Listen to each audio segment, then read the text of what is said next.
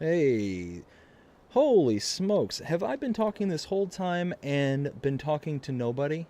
Or I've been talking to everybody, but not saying anything, apparently. Uh, Let me know if y'all can hear me now, because for some reason my mic wasn't being picked up there. But now I'm starting to see that it is. So give me some thumbs up in the chat if everything looks to be good, and then I will readdress what it is I've been talking about this whole time, because I've been chatting away and apparently nobody's heard anything that I've said up to this point. Let me double check something real quick. I do see people in the party, so let's see. I do apologize for that. So Jody, how's it going? Like I said, hope everybody just now got you. But oh, cool, cool, cool. Glad to hear it. Yeah, sorry about that. For some reason, just wasn't picking up my microphone. I have no idea what was going on. So I will readdress everything I've been talking about up until this point. Wow, gotta love it. Gotta love those technical issues. Anyways, so let me go through the chat real quick, and then we'll readdress what it's been saying up until this point. So number one, Jody says, "Hi, Jody. How are you doing tonight? I hope you're having a fantastic night so far."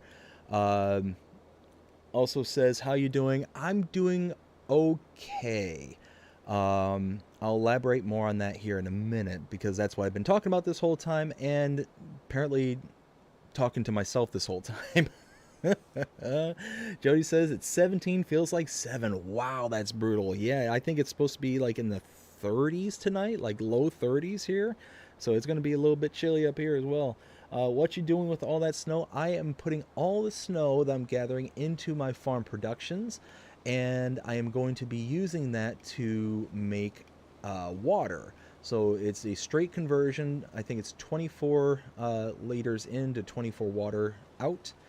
Um, and that snow is then going to be utilized for making silage additive. I was sure you were seeing there in the background how uh, I was flipping between screens, and that was the point when I was answering your question there, Jody. Um, let's see. So let's dump that in there. So you can see here at the production, farm production here, we've got this one here where we can take snow and make into water. And then while it is in here, we can then take the water and utilize it for this here and make silage additive. And this is a known issue. Cavalier Water is aware of this issue where it's 0 digestate, 0 slurry, and 6 water. But really all you need is water because everything's zeroed. So the production is working. You can see down silage additive down towards the bottom, fourth from the bottom, 46,000 and going up. So that is a nice little bonus that we get our hands on, and kind of go from there. Let's see, let's dump that out.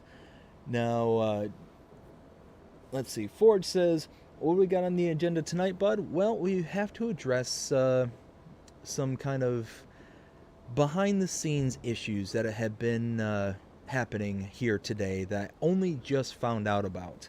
Um, let's see, and now we have the mic issues. If you're talking, can't hear, brother.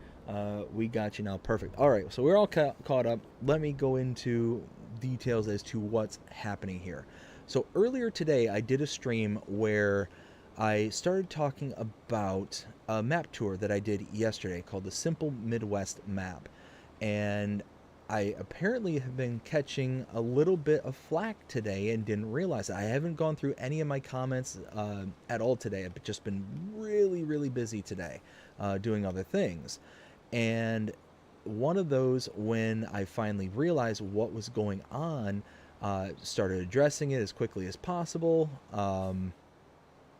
And what happened is it all stemmed from the rating that I gave that particular map. I ended up giving that map a 1.5 out of 5, and a relatively low rating.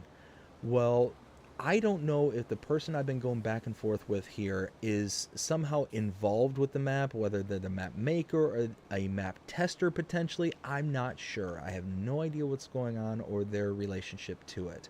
I'm not going to use their name or their username specifically when addressing this, because I feel like that would be not tactful.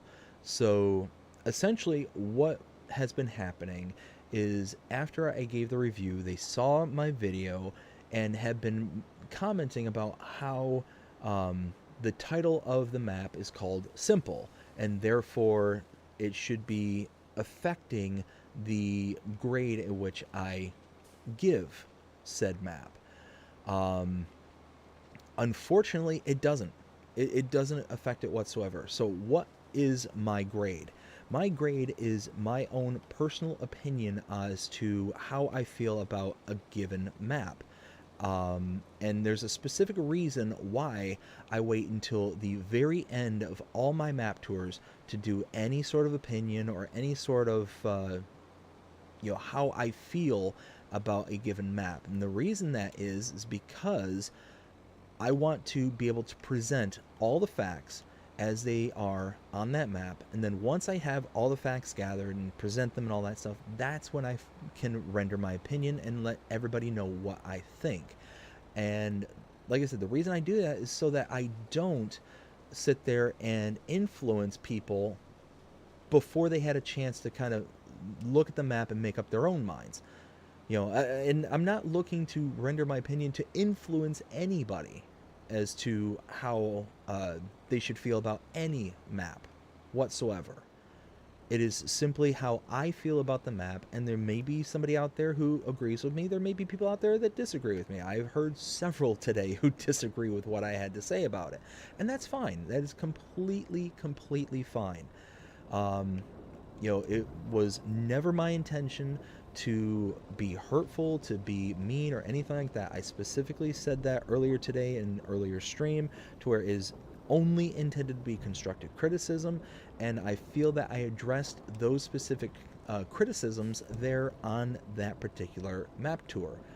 And it's one of those things where just because it's titled Simple doesn't change how I feel about the things or how I'm going to grade them or how I'm going to review them. Like I said, the tour itself is the tour itself. It is intended to be very factual and very matter of fact. But when we get to the score and the rating that I give, it is all based on my personal opinions and how I feel about that particular map. And like I said, it's not intended to be something to where it's meant to be hurtful or meant to be anything other than my opinion. So when kind of fielding all these comments and stuff, I was trying to address, saying, look, this is not intended to be personal. This isn't meant to be like an influence kind of thing on anybody's opinion, because I look, the common thing I was hearing is, one, it was labeled as simple, and then two, the other thing I was seeing was it's based for console players. And it's like, well, that's great, because I am a console player. I understand that. But there are maps out there that console players play that are far more detailed in that sense. And again, I understand it's titled Simple.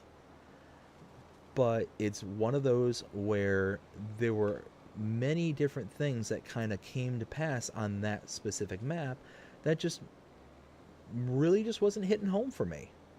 And that's what it boiled down to, is it just wasn't something that I could, be comfortable with giving, a higher score than that kind of thing, based on everything that I said in that specific tour. So it's one of those, I wanted to come back on here and address the issues, the kind of things that were being said on there, and make sure I reiterate for the couple of times now that I've said this, that it was never my intention to be personal or to hurt anybody's feelings or anything like that. Like I said, I understand that these maps are a labor of love and that they are intended to be, that they're free and all that stuff. I specifically said in the tour and today that all those things I 100% understand, and that's why I greatly appreciate every single map maker, every single modder out there who puts out content for us in the community, because one, I certainly can't do that. The only content I can do is things like this on YouTube.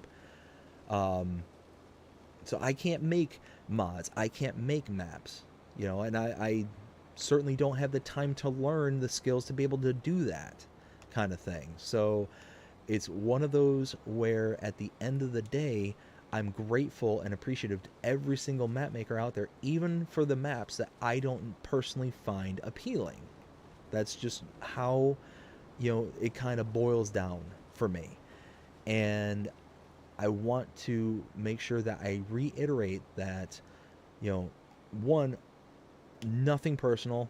Make sure that everybody is well aware of where I'm coming from with this, and that, you know, the scores are a stand-in for my opinion, how I personally feel about the map, and is based on my particular circumstances and my particular tastes and things that I find valuable in maps or in mods, kind of thing. That's how it all boils down. So at the end of the day, you know, it's one of those that if you are upset over how I feel about the map, you know, was not my intention to upset you, but it's not going to change my opinion whatsoever. So it's one of those that at the end of the day, it is what it is with me personally, and I hope that it's not taken as something that's personal for anybody else out there. It is simply just a, you know, how I feel at that particular moment, and like I said, I gave many reasons as to why I felt that way. So I hope that everybody can understand that, and I hope everybody can respect that. Um, like I said, I tried very, very hard to make sure that I was respectful when throwing all that stuff out there. So let's see. Let me catch up with the chat and see what everybody's saying up into this point. Let's see. We've got Ford saying, ouch, 1.5. Yeah, and that's the lowest score you've seen. No, actually, that's not the lowest score I've seen. I've actually rated a map as a 0 before. It's a Australian map, and the reason I've rated it a 0 is because it's completely broken. There was a lot of issues with the shaders and stuff, or not shaders, but the, you know what, Farmer Klein mentioned what it was called the other day, and I forget what it is. Essentially, how he explained it. Let me kind of show you how he explained it to me, and it'll make more sense. So right now, looking at this silo, the game and how it works is that it renders the silo as it becomes visible, but as I move behind this building here, that silo is no longer exists. It basically stops existing to the game. And only until I come back out here does it start to re-exist and starts getting rendered. It's a way for the computer to basically save horsepower and not have to render everything. To whereas before, the way the game worked is that everything in this like large 360-degree circle was rendered at any given point, which made it very resource intensive. So what was happening is that if you were standing in a very specific area or a very specific part of the map, everything would just disappear. It would just basically vanish. And I ran into that onto a map from yesterday as well, a map tour from yesterday, where I opened a door and it basically looked like everything was missing until you walked in past the doorway, and then everything just appeared, kind of thing.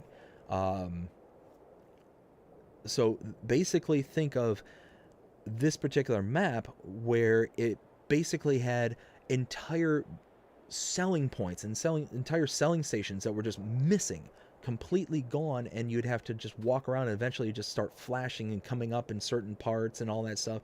It was really, really bad, and it's one of the older maps that we have access to.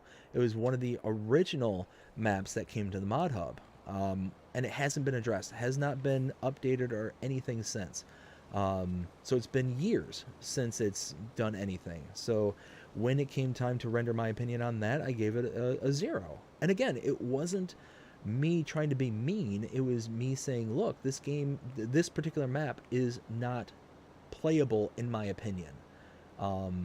It is such a huge kind of oversight that it's not even a map that I would even consider going on to and trying to play, because that would be such a huge immersion breaker for me. So that's kind of where I was at with the lowest score that I've seen or have given out for any particular map. Let's see. Jody says, you got a lot of snow on the map. Yes, just actually had a whole nother blanket fall down, so I had to redo all this. But you can see now the field across the way here is now completely covered in snow. There is not a single inch that isn't covered, and this was taken out when I plowed the field. So all this blanket of snow is brand new as of this point right now. We've got, Jody says, good. Charlie X, hi. Hi, can I play with you? Charlie, I appreciate it, but this is not a multiplayer map that I have going right now. So it's one of those that I appreciate you asking if you can join, and maybe one day we can do that. As of right now, though, I'm not taking on any other players playing at the moment, because my schedule is so completely chaotic, because I'm a father, I'm a husband, and whatnot. So it's very rare that I have a set schedule and set playing time. So I don't want to, get other people involved and then have a inability to hop on when others are available, or to try and make myself available when I just wouldn't be. So again, appreciate it, but as of right now, we're not doing that. Let's see. We've got Jody also saying, I was watching the 49ers game. Oh, how's that going, bud? Yeah, they're playing, is it Green Bay tonight, I think. Let's see. So we pretty much got all this cleared out. Let's take a look. We got 349,000 liters of snow. I mean, I could chug around the field there and pick up more snow. That'd be, you know what? Yeah, let's do that. Let's go ahead and do that. Why not? Might as well, because one of those, more snow means more water means more resources. And we'll be able to use it around the farm if we need it. Let's see. Let me continue reading here real quick. Jody says, everyone's got a different taste in the game on what maps they want to play. And that's what it boils down to. What I was kind of, I don't want to say I was disheartened, but kind of, what's the best way I can say this? Because like I said, I'm not upset, or I'm not feeling any particular sort of way about anything. But what is most kind of disconcerting is the fact that even though I went into all this detail saying, look, this is what I don't find appealing, this is that kind of thing, it still kind of turned into this. And I expected this to happen one day. I expected somebody to come around and be like, hey, why would you say this? Why would you give it this score? You should take this into account. You should do that. You should do this. And one, that's just not the way I operate. I'm going to run my opinion and run my channel the way that I deem. And I hope that everybody, one, can respect that, and two, can be okay with that. It's one of those that, I'll certainly take other people, take an opinion. I'm never above, being criticized or being, thinking that my opinion is above anybody else's kind of thing. I'm willing to listen and to take criticism, and which is why I'm also willing to put out, say, hey, I'm willing to take critique, I'm also going to give it, kind of thing. And it is not with the intention of being mean or having ill will. It is simply to have constructive criticism. And like I said, I can appreciate the point that these people were making in regards to their comments, saying, look, the map is titled Simple. And I get it. I 100% understand where they're coming from with that. That still doesn't change the rating, because the rating is my opinion of how I feel at that particular time. And how I felt is, this specific way. So, yeah, like I said, at the end of the day, it's one of those that I knew that this was an eventuality, that this was going to happen, where, somebody was going to, like I said, I don't want to say that they were upset, because I haven't heard back from any of the comments that I've sent back. But based on how I read it, which is also kind of an issue, is that reading something from somebody is so subjective. It's so based on how you're interpreting their words. That's personally why I never text anybody when it's a serious conversation. When it's something that that I need to make sure that somebody is understanding, I say it so they can hear the inflection in my voice. They can understand, hey, this is coming from, from this point of view, and not something that's going to be subjectively taken and potentially taken out of context. Yeah, so that's kind of where, like, all this, kind of lands with me. Is like, look, I understand and value other people's opinion, but at the end of the day, that may not necessarily, be where I land on things. So,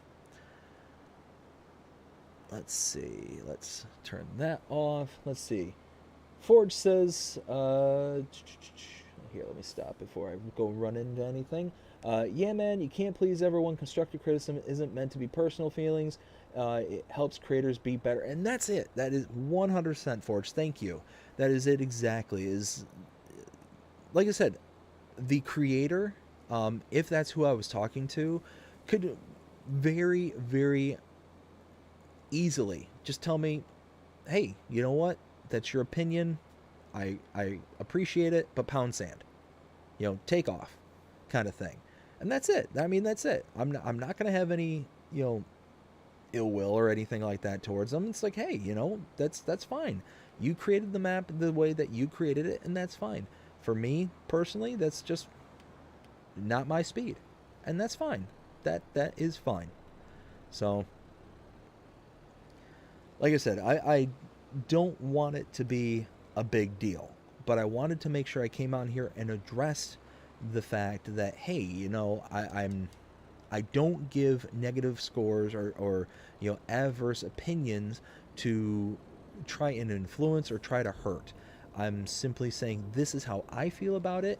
If you agree, great. If you disagree, great.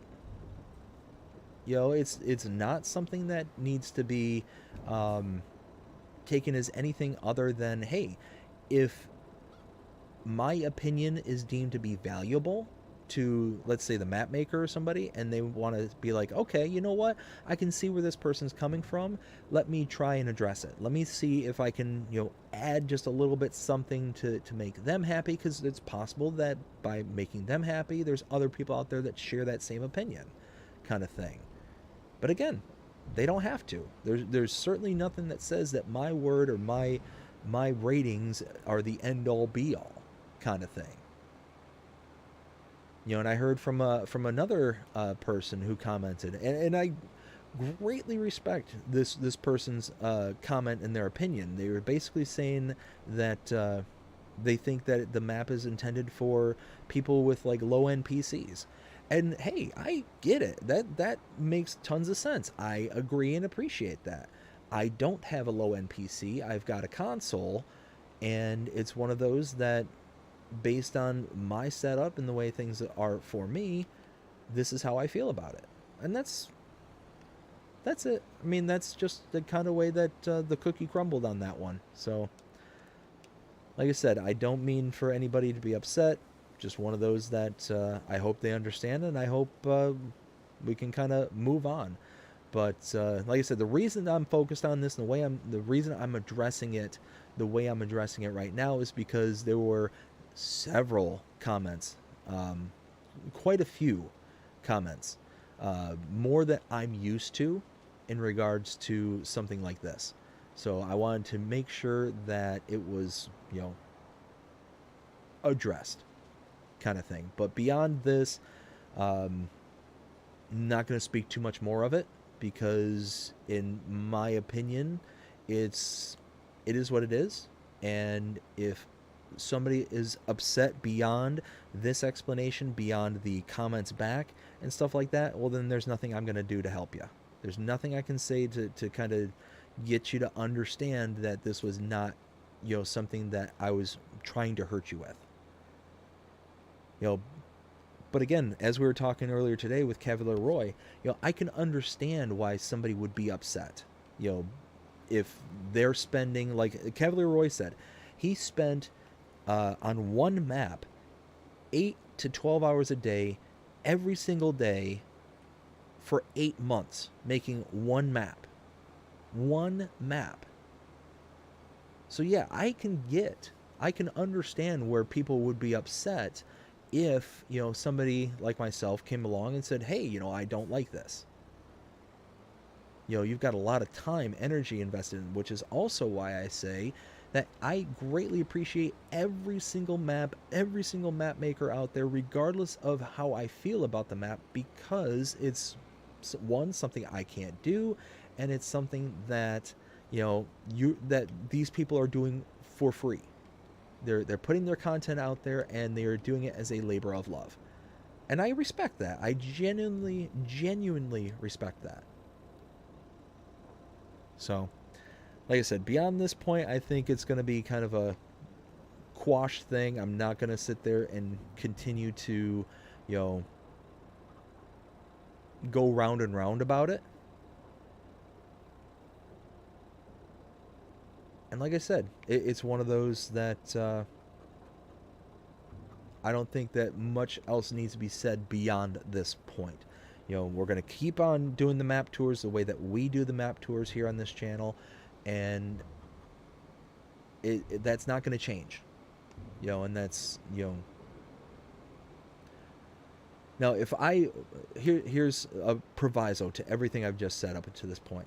If there's something that kind of comes out and I wildly misunderstand and base my opinion based on that wild misunderstanding, then I can see where somebody would come from. It's like, hey, this, you said X, but really it's intended to be Y, kind of thing.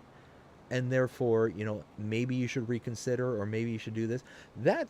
I'm totally understanding of that. But it wasn't my misunderstanding per se as much as it was just that's how I feel about that particular style. So, anywho, let us move on to a new subject. Let's see. Jody says, 49ers won 24-21. Ooh, that's a pretty tight game. But if I remember right, Jody, aren't you a Niners fan? If I'm not mistaken. I know you're a Knowles fan for Florida State, but some reason I thought I remember you saying that you were a Niners fan as well.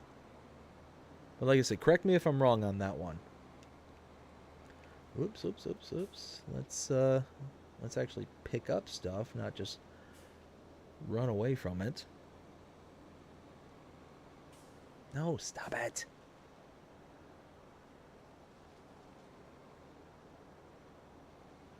There we go. Now let's go.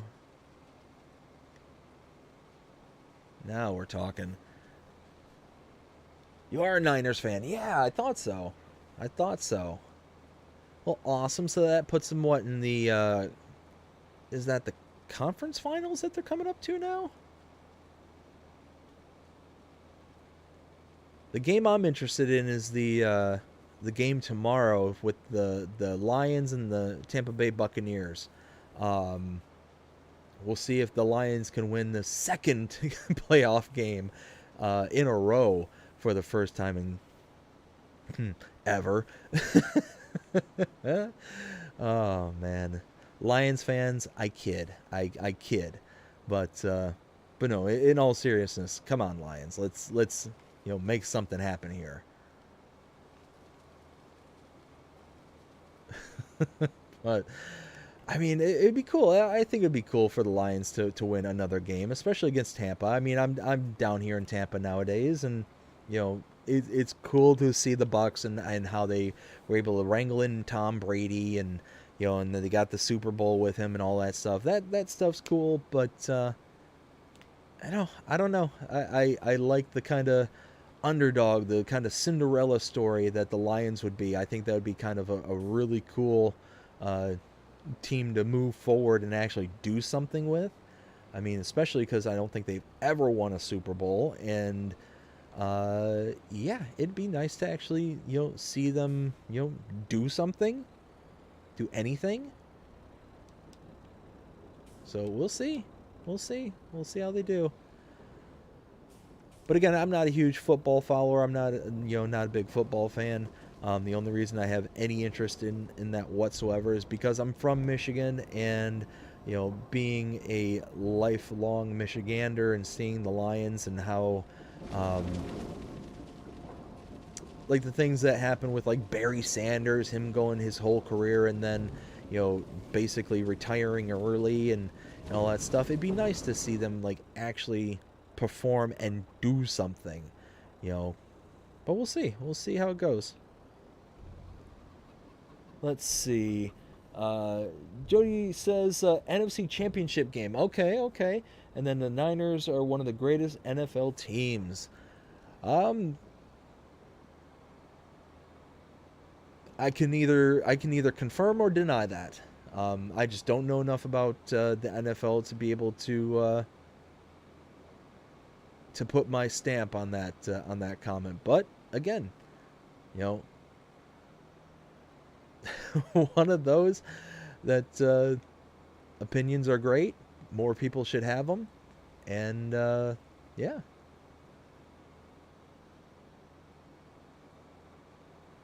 Now let's see. We're gonna keep on chugging along. Like I said, heck, I wouldn't mind seeing Niners versus Lions. I think that'd be a cool game.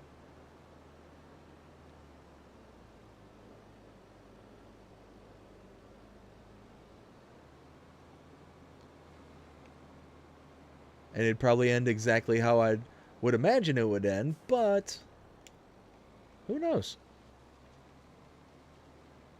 I don't know if the Lions played San Francisco this year, so I don't know if they did anything against them or not.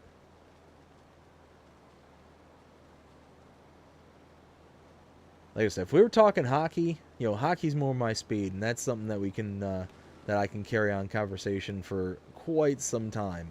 But yeah, not so much the football. Like I said, I used to love playing football. I used to play back in high school. Um,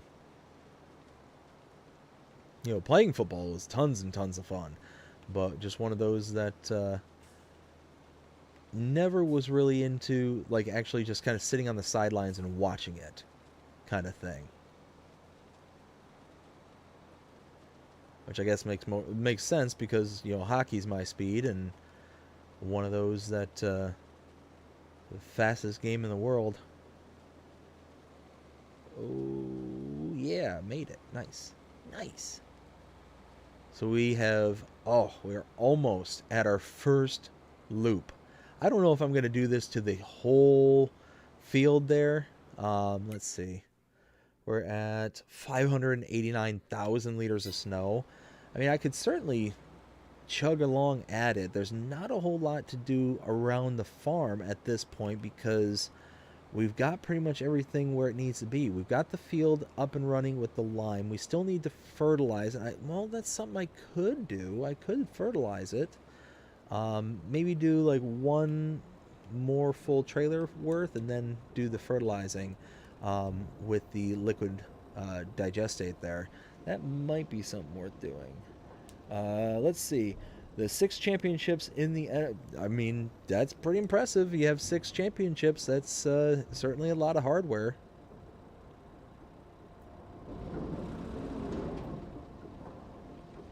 Definitely something that I cannot argue against. Like I said, I have zero dog in this fight, so I can neither confirm nor deny. Let's see. So we've got, what do we got? 644. Oh my goodness, that snuck up out of nowhere. I apologize about that. 644,000 liters of snow. So we got whatever we got here on the farm, plus the one loop we did around there. I might just get one more trailer load and then just call it quits on the snow pickup. That would be just fine and dandy. And then, like I said, we can then focus on putting down the digestate onto the field. And I think that'll work out just fine. And that might actually, because it's technically changing the ground state, I wonder if it will delete the snow that is accumulated. Well, that's worth looking into.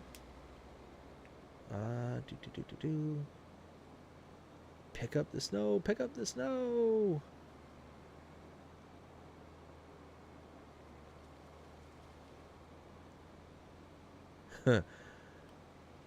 Can write, could write messages in the snow. We can spell her name. Oh, goodness, I'm a child. Anyways. Let's go ahead and slam this in there, and then we will move on to fertilizing and see how that goes. And that should also help increase my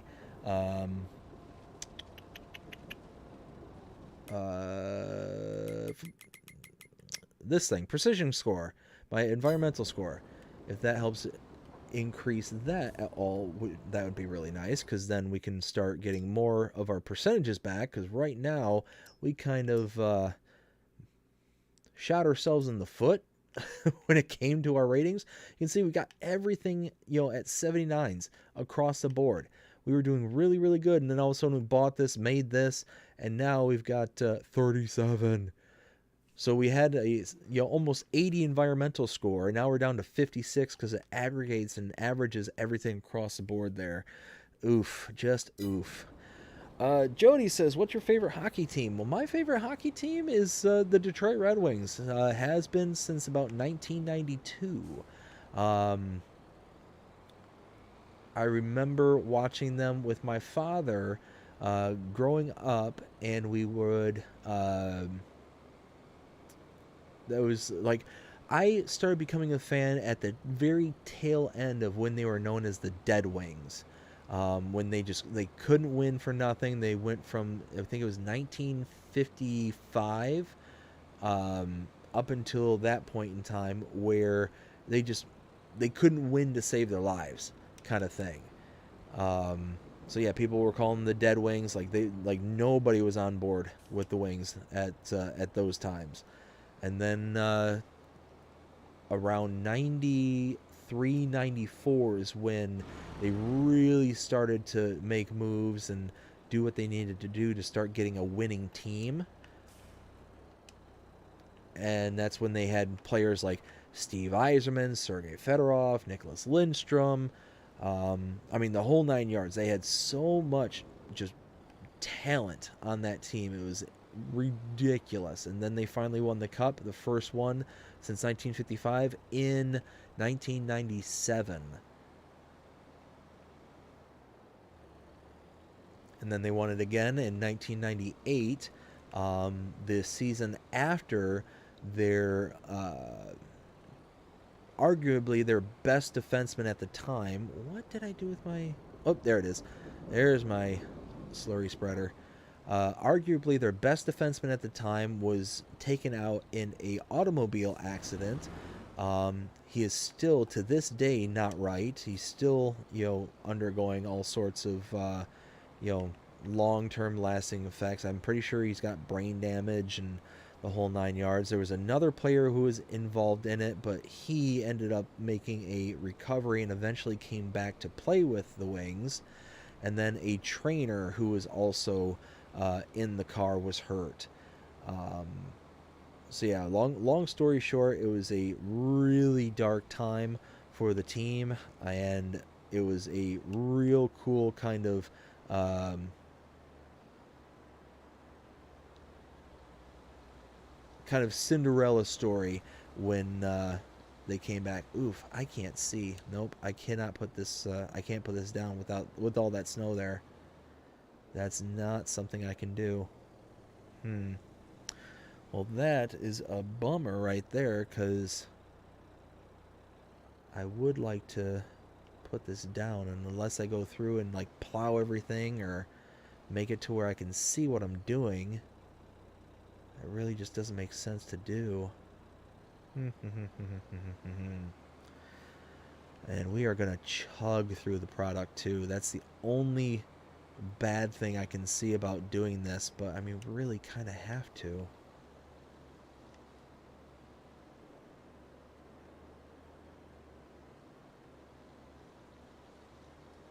Let's see.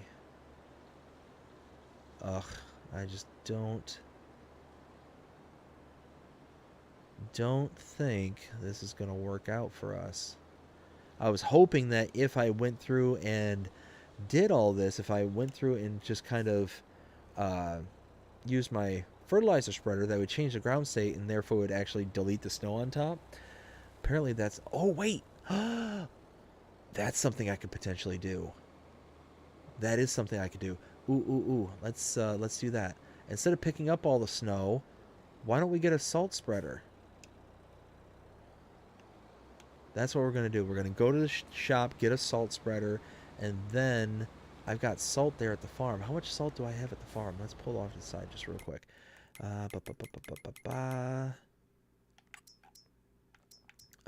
Where is salt? I know it's one of my outputs. Road salt. Oof. That's not a lot of salt. Well, we'll lease a spreader, and that way we can at least throw it down on the field, and hopefully it'll melt all the snow in a pretty wide range as well. So that might work out nicely. Then we can worry about getting the field up to par with the digestate. Yeah, I think that'll work out just fine. I mean, worst case scenario will be out a few, $1,000 for a new or for a lease spreader. Meh, that's okay. I think we can. I think we can survive with that.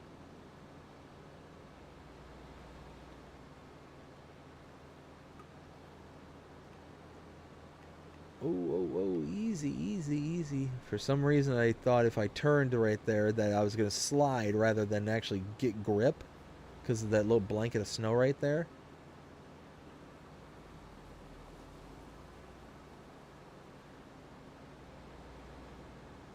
And it's funny because earlier today when we did the stream, it seemed like Cavalier Roy, who is the maker of this map, seemed surprised when he saw that this was happening to the roads. So I'm not quite sure if this is something that's localized to me or if this is something that is an issue kind of thing. I have no idea. Um, But like I said, he seemed rather shocked and surprised by seeing that. So we'll see if maybe there's some kind of update that may be coming forward in the not too distant future. Let's see, winter equipment. We could. We could use this salt spreader. Get the extended capacity.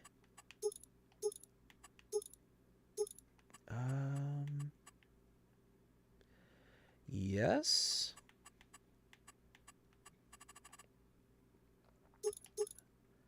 extended capacity. For some reason I thought that the working width changed. That might just be for fertilizer spreaders. Where is fertilizer spreaders?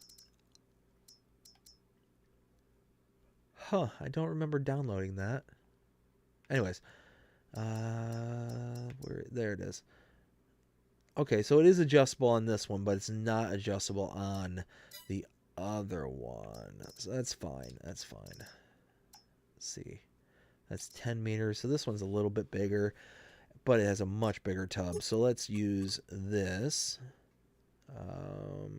Lease $1,300. Not a big deal. And we'll get some salt. Might as well.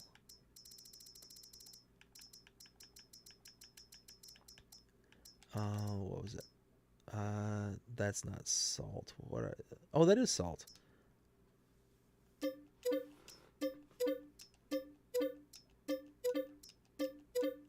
There we go.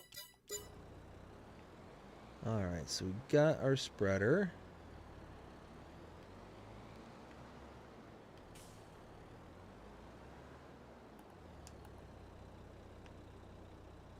Now we'll load all this in there, and once we get it all in there, we'll take it to that field, and hopefully... ooh, why is that... change working width. There we go, 12 meters. Perfect. Yeah, hopefully this works. I'm not 100% certain, but we shall see. Let's see. Oops. There we go. Just gotta pick up that little bit right there.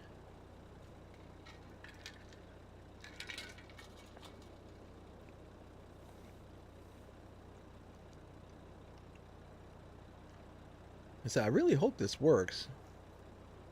This is actually the first time I've really ever touched snow equipment like this, like an actual salt spreader. I don't think I've ever actually done like winter work per se. I'm trying to think. Yeah, I mean, I don't think I actually ever have. I think this is kind of the first. I mean, I've done like picked up snow before, like what we did there at the farm and around the edge of the field there, on other Let's Plays and whatnot. I've done that, and I've utilized the snow and turning it into water and used it for other products and stuff.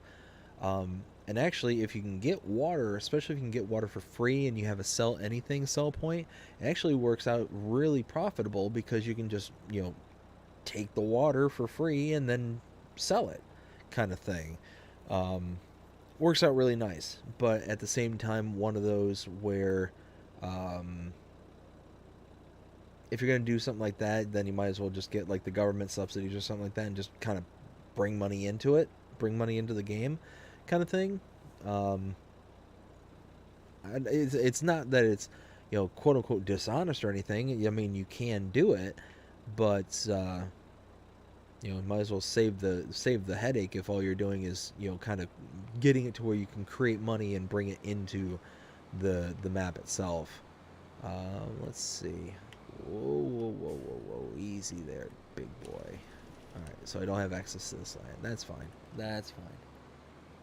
So once we get back to the field there, that's when we're gonna see if this works. If this does work, I will be pretty happy, because then I'll be able to lay down the digestate there at the farm at that field, and then we're just one step closer, and we'll be able to use again, I don't remember if my seeder has fertilizer equipped with it, but it'll be just less liquid fertilizer we have to use to get the field up and running and to its final state.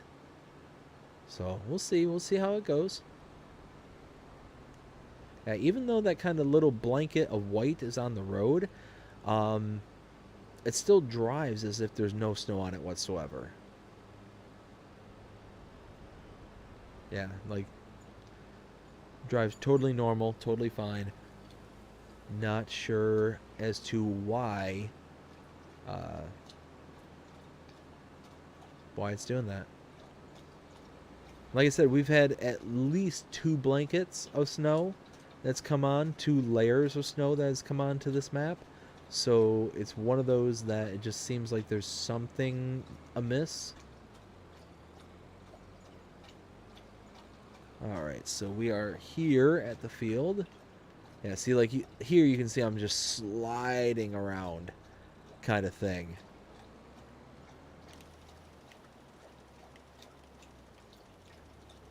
Alright, alright. That's working. It's working really good, actually.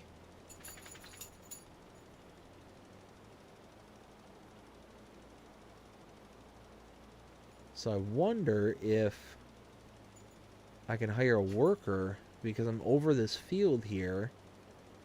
If I can hire a worker and just let them trek back and forth, that would be really nice. Because then I wouldn't have to worry about, like, missing a whole bunch or anything. I'd be able to just kind of turn them loose.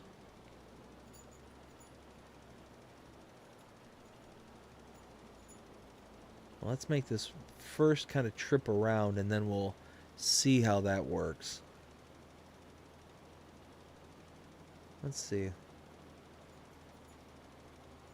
This is actually working really nice, because essentially it's just taking a 12-meter plow and, you know, making the snow disappear. So it's adding an extra step as to what we're working on, what we're doing, but that's okay. Let's see.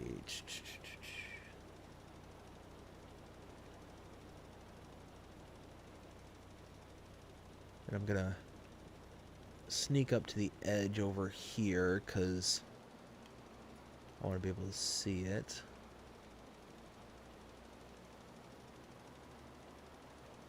Huh. So must only delete like 1 layer of snow, and because this is the only layer that's on the field itself, that's why it's not deleting anything beyond that. Again, that's my guess. I could be 100% wrong on that one, but I think it's okay. I think that's a fair assumption to make at the moment.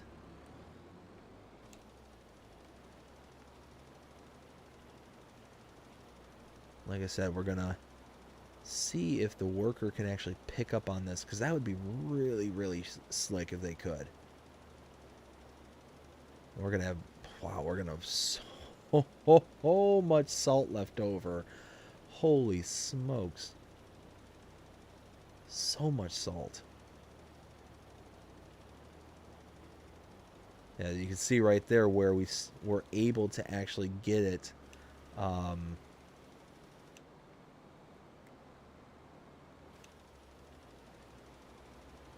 Get the slurry spread down. The area that's kind of that white, chalky white look on the bottom there, that's the lime on the field. And then the dark brown area, that is the slurry that we were able to place down. So it looks like we're going to be okay. Looks like this is going to work out very nicely, actually.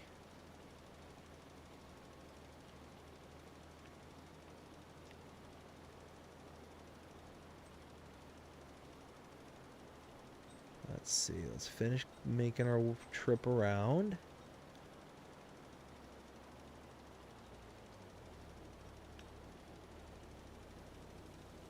Here we go.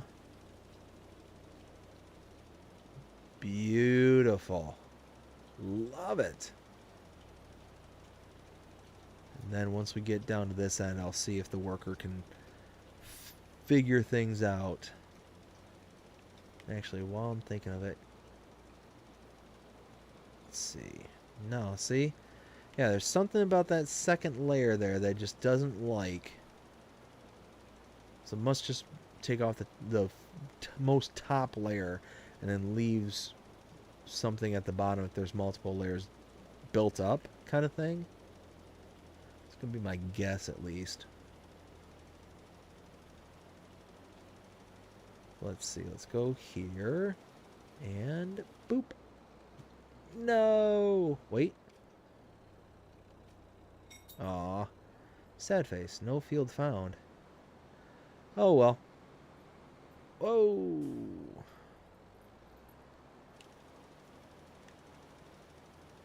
Oh, just looks like we gotta trek around ourselves. That's okay. That's okay. Again, as I always say, worse things can happen.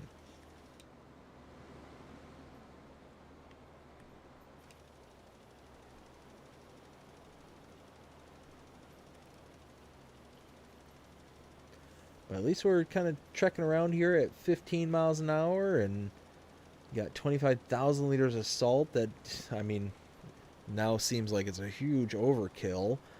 Ugh, just, ugh. Look at that, 24,000. We've only used, in less than 2 passes, what, now 200 liters of salt? Holy smokes. This is, yeah, we've essentially spent $5,000, and now we're going to have quite a bit of salt left over when everything's said and done.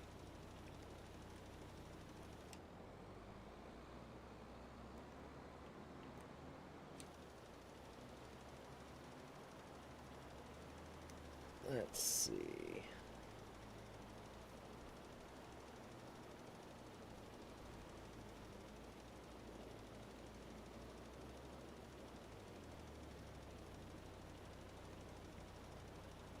Let's see. So actually, while I'm thinking about it, let me go ahead and give my channel members their shout out. So, starting with my Tier 2 channel members, Mark K, thank you so much for being a Tier 2 channel member.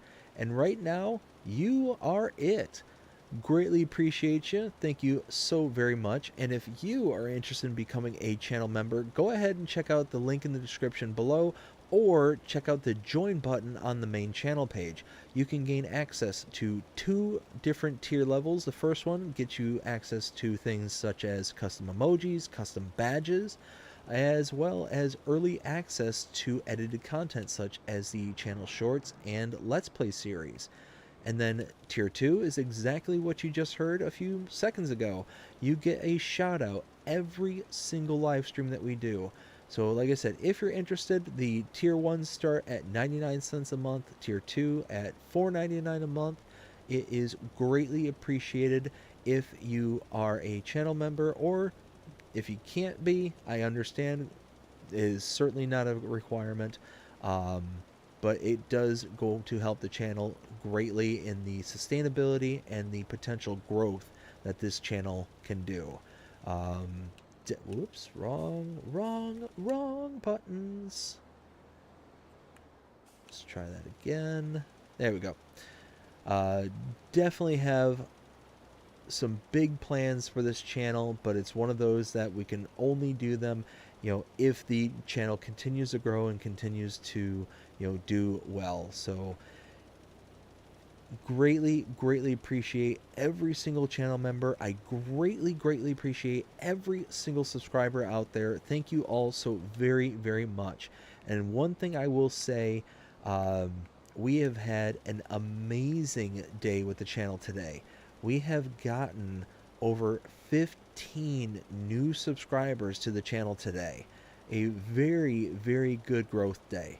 So again, thank you all so very much. I think we started the day at 1,222 subscribers, and right now, I think at last check, we were at 1,237 subscribers. So 15 up for the day. That is absolutely fantastic to see that the channel is continuing to grow.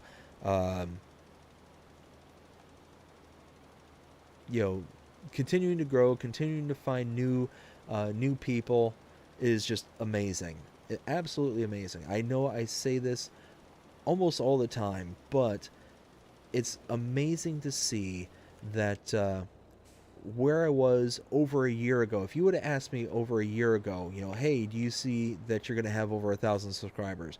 I would have told you no. I would have told you flat out no. I don't think I was going to be as successful as I was, but am very happy, humble, and pleasantly surprised.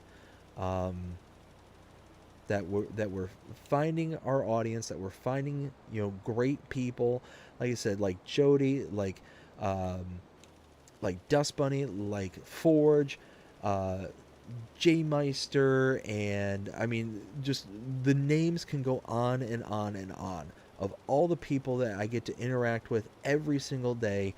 I greatly appreciate every single one of you because this has been an absolutely fantastic experience creating this channel and getting to meet everybody and just hang out and just to share a love of this game with everybody. It's fantastic. It's absolutely fantastic. So thank you all so very, very much for being around for the channel, being around for the content, and being around for me as well. So thank you all so very, very much.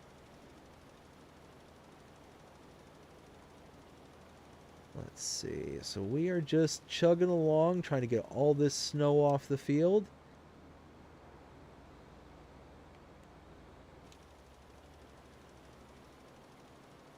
That's alright if we leave little specks here and there, because I mean, really all we're trying to do is just make it to where we can see where we've been and what we're doing.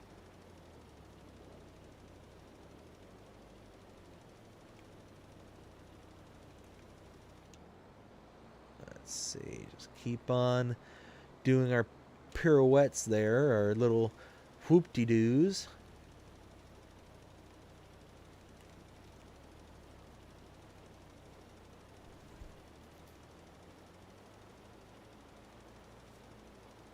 Yeah, the only bummer is driving around at 12 meters wide.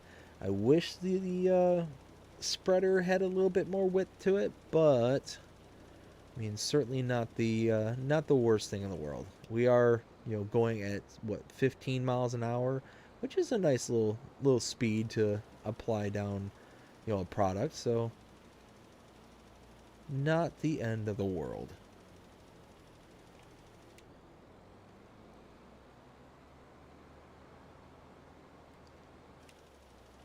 Oops, oops, oops, oops.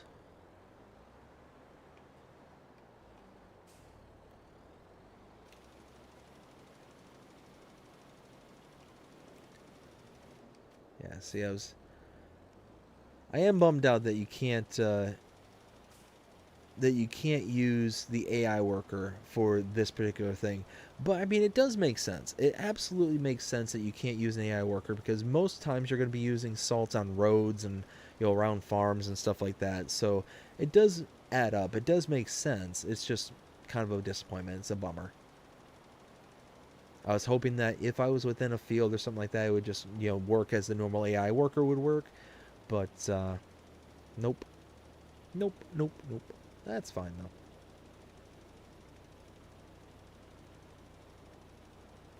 Let's see.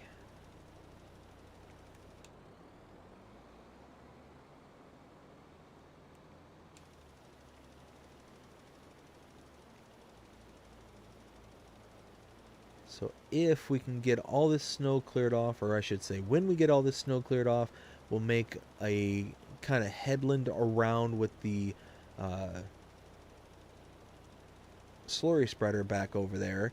And once that's all kind of taken care of and whatnot, we'll then be able to turn the worker loose to be able to do their thing with the slurry spreader. And then we'll have to likely grab the big Valtra to bring that big slurry tank over to this side of the farm, so that way they're easy, within easy access kind of thing. That big green tank, you can kind of see it through the trees right over there. I found that this particular tractor just does not have the grunt necessary to get up hills with all that weight. So that is certainly a bummer, but again, is what it is.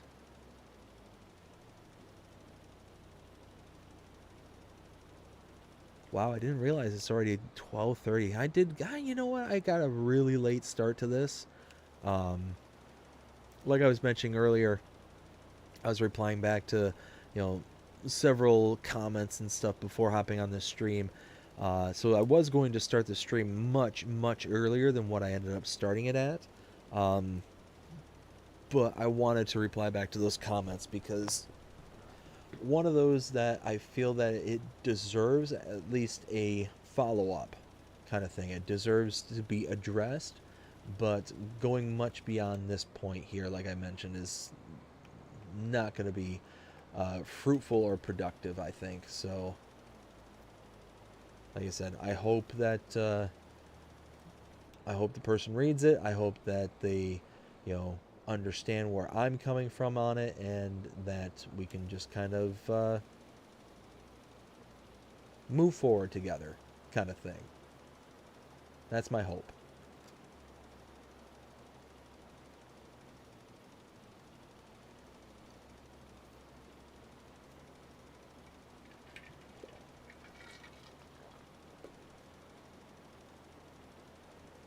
Let's see. Check something just real quick. There we go.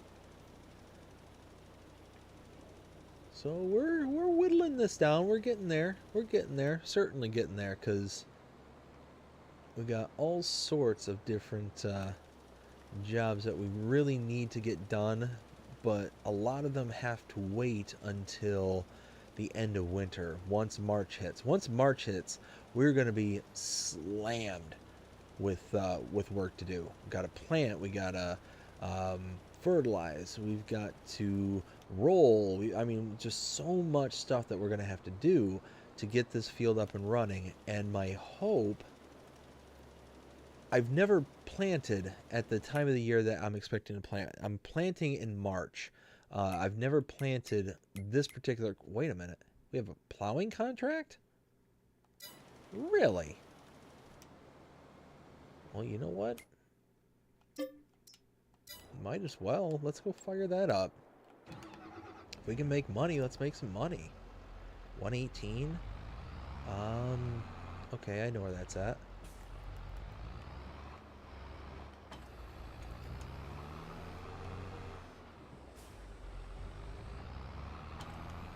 There we go.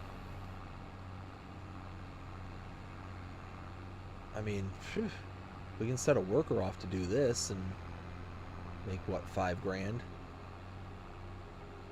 Might as well. I mean, seems silly to leave money on the table when they can be working and I can be, you know, doing what I need to do for my field.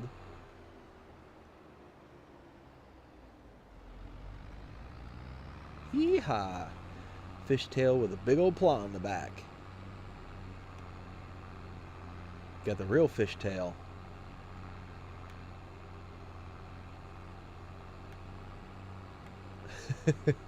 Slalom, slalom, baby. Such a funny movie. Let's see, so 118, I believe, is just tucked way back here. Oh, yeah. I think if I come down here and I make a left...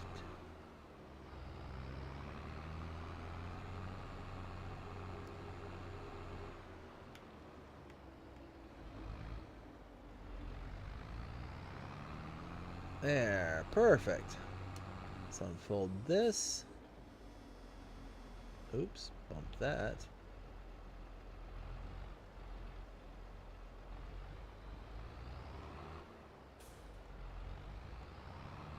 Something like that, maybe? Boop. Yeah, look at that. Look at that. We're plowing. We're plowing up a storm. Cool.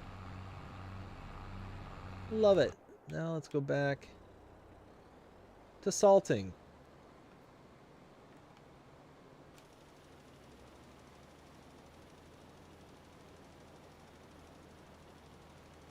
Just hope we don't get salty.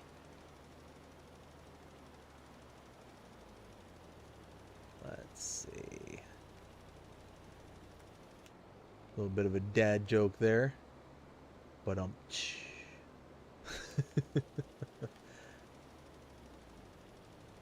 and this is the point where I imagine in my own head where the comedians up on the stage, like the old-timey comedian, they got that oversized hook that they can like lasso around the neck and just like yank you off stage. Like,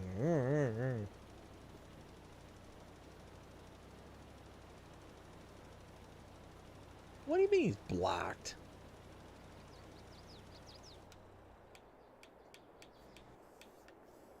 Lies. Lies and slander.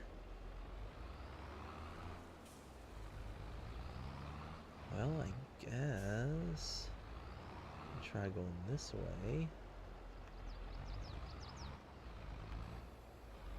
Boop. Alright. Take two. Ooh, stones. There we go.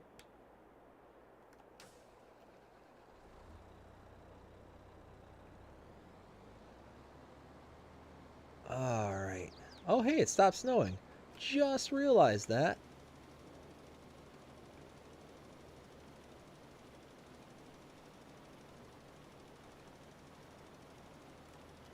Sitting here just chugging along and thinking, oh, it's still snowing. It's still, you know, blizzard conditions out there. Nope. Nope. Finally stopped. Finally stopped.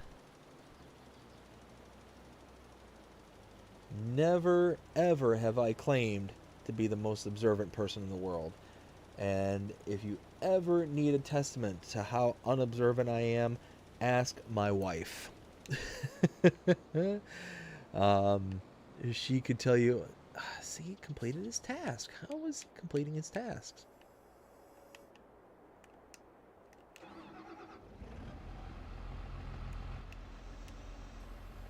Nope.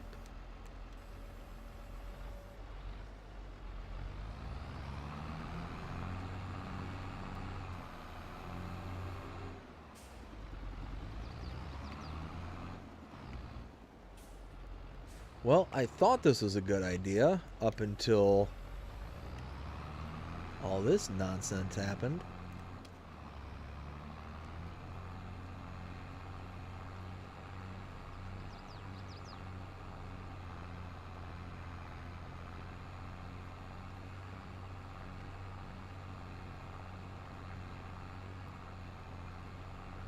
Oops.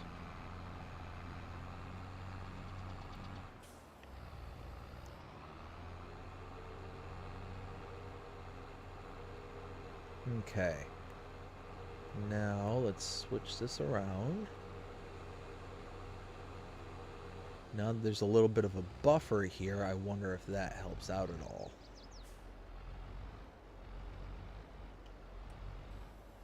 Okay, drop that down. Alright, let's see.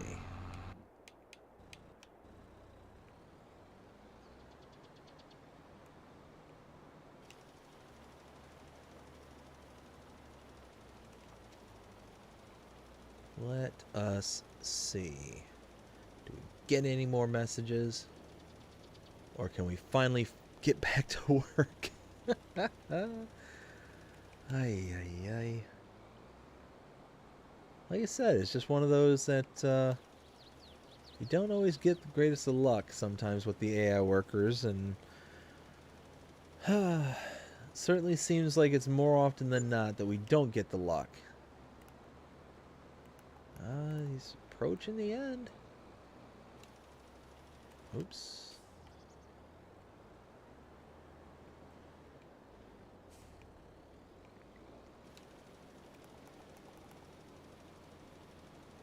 Alright. Maybe they made it down to the end?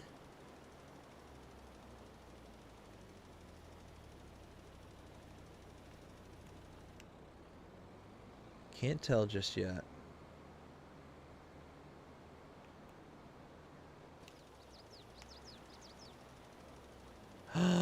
It looks like they're going. Looks like they're doing it. Yeah. Hey, finally, we got them working again. Awesome. Now I'm happy. Now I am happy. Randy, I'm subscribing to every streamer. Oh, nice. Well, thank you. Appreciate you subscribing. Hope you're having a fantastic day so far. Let's get this little chunk right here, because might as well. There we go.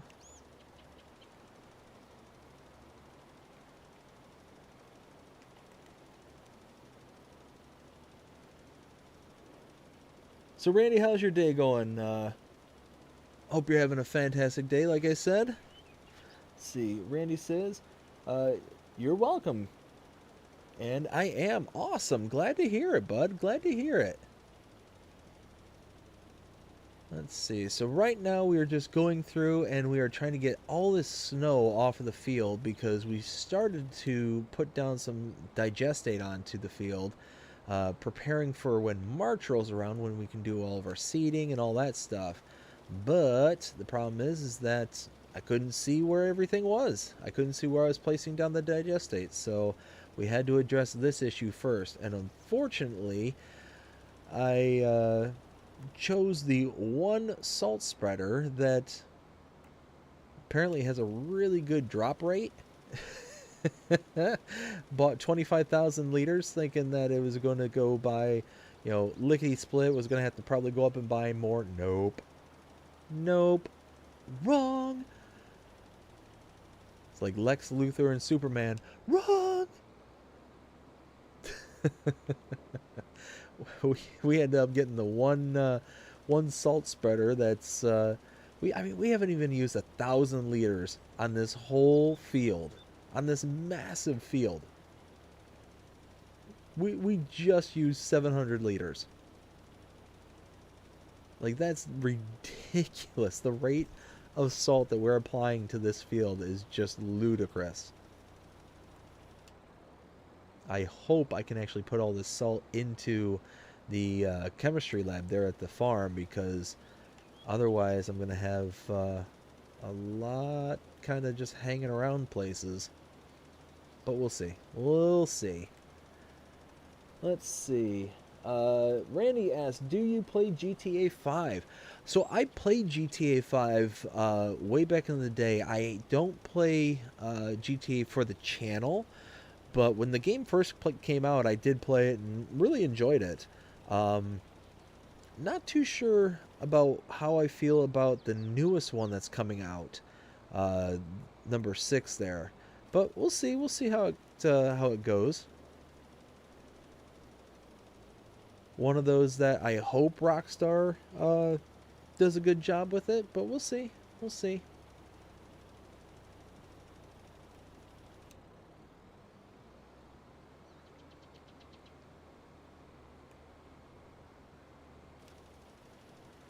Let's see. Well, let's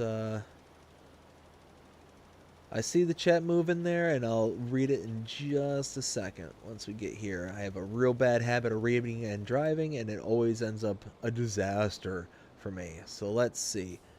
Randy says, I'm 12, birthday was the 27th of December. Oh, okay. So, yeah, so just under a month ago. Well, happy late birthday.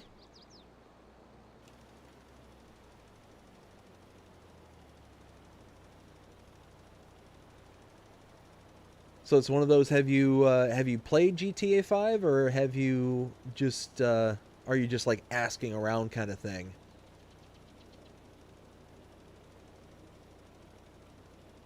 Oh, you're very welcome. Very welcome.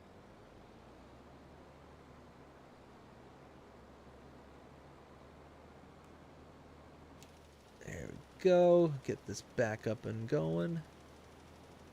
Yes, I have. Okay, yeah. Like I said, it was a really good game. I didn't play it online or anything like that, but I played the story mode, and the story was, pretty top notch, as most Rockstar GTA games are, especially post, what was it, 2, I think, was the last one where there wasn't a real story involved with it. Um, Outside of like the whole top-down kind of view, but I mean that's kind of showing my age because yeah, I played all the GTA's, including 1, 2, 3, San Andreas, and oof, that's that was a long time ago. Now that I'm kind of thinking about it, that series has been out for quite some time, quite some time.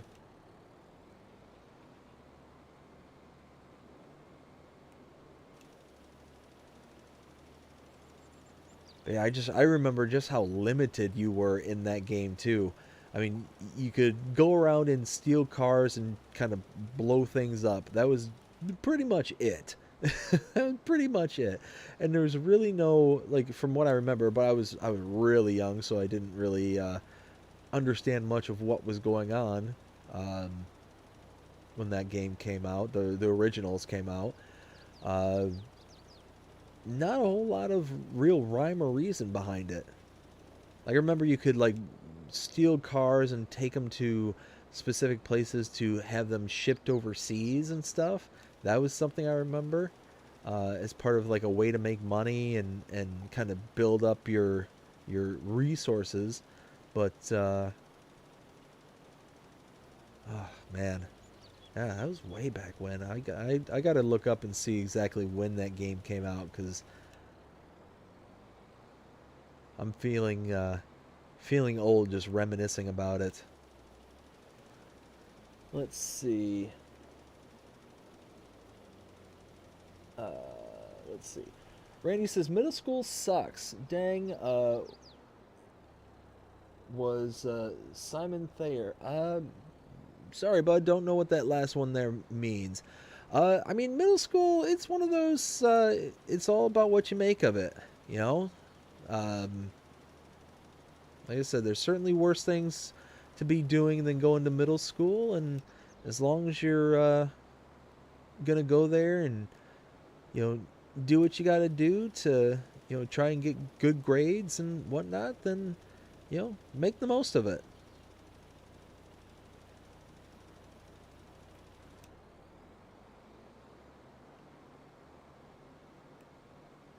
Hopefully you get to go there and during in between classes and all that stuff, you get to go there and hang out with friends and all that stuff, and like I said, get to learn a thing or two. You know,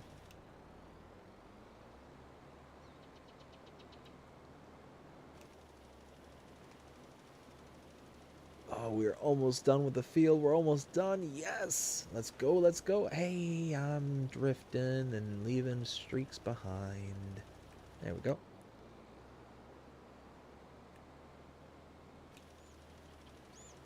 All right, maybe one more pass. Yeah, one more pass.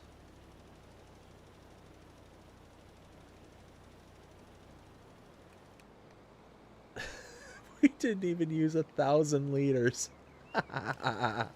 What is up with that? 1,000 liter, not even 900 liters. Like, that's ridiculous. Oh no. I'm gonna have so many pallets that spawn. Ugh. What would be nice is if you could actually Does anybody remember FS19?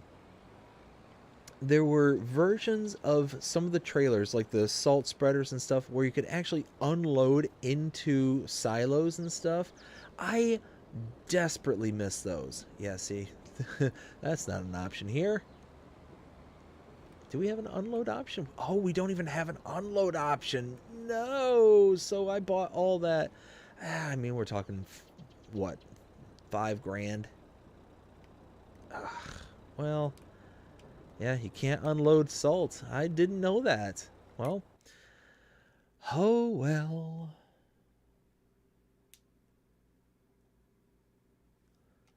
Let's see. There we go. So let's see. Simon, nope, and ha. I can't believe that. Oh well. But no, it was there were certain like slurries, not slurry spreaders, fertilizer spreaders, and certain other bits of equipment that you could actually hook up to, and it would unload directly into silos. Like there was one manure spreader I vividly remember, because manure was something that you couldn't unload whatsoever in most trailers. It would just sit there until you had to use it, kind of thing. But there was one mod in particular I can think of where it would actually unload into silos and other, places around your farm, and made it just so convenient, because it also worked with things like lime and I think fertilizer as well. Don't quote me on that part, but I think that was a thing. I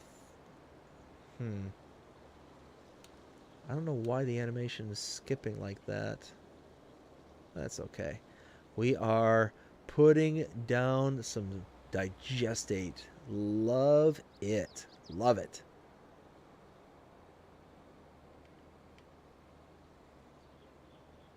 Yeah, see. You got that snow that's right on the field right there. That's basically how it was looking when I was trying to put the digestate down without taking up the fields and taking out all that salt, not salt, snow. Couldn't see a thing that was going on. There we go.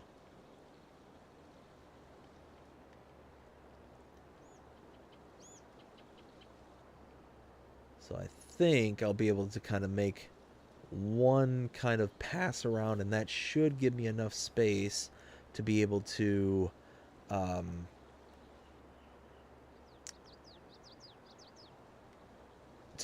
set the worker off and let them kind of go to town. I wonder why it keeps juddering like that. I don't know. I don't know why. Randy says I'll be right back. All right, Randy. Hopefully we'll see you again here in a little bit.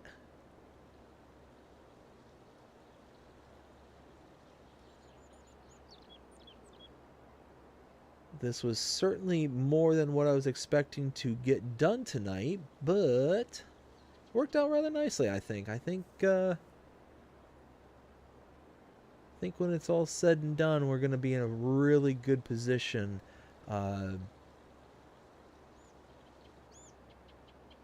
come March. Once March hits, I think we'll be in a really good spot. We'll be able to get a lot accomplished, right away, kind of thing. And, ooh, that's something I should check out. This should be helping my environmental score, I think. Maybe? Or maybe it's on the next harvest. Maybe that's it.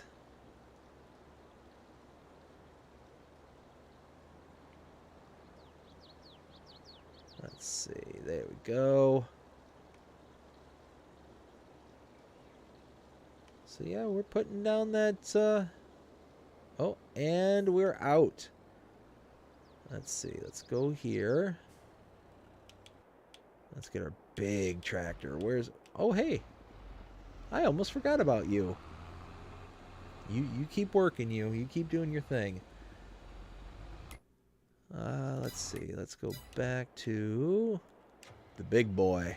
The big Valtra. Ooh, and big Valtra's dirty. Ooh, it is dirty. Look at that thing.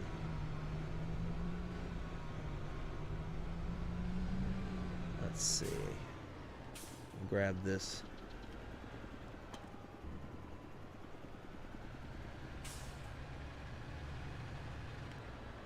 Oof, oof, what am I doing? Come on. Bob and weave.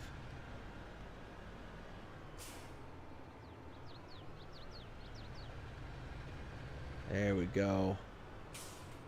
Now, as Jeremy Clarkson would say, power! Ooh, that hill might be a little bit steep even for this tractor. 65. Oh yeah, we we are not making that. We're not making that whatsoever. Oh, and that's... Oh, dear. Oh, oh, dear. Oh, oh, oh, oh, dear. Oh, dearie dear. Uh-oh. Big Daddy Dave may have messed up big time.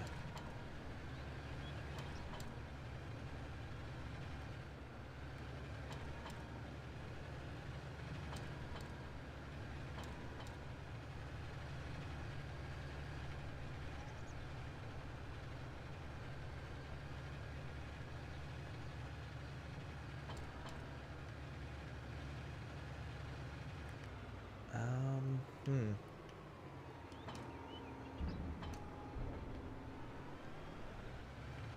Well,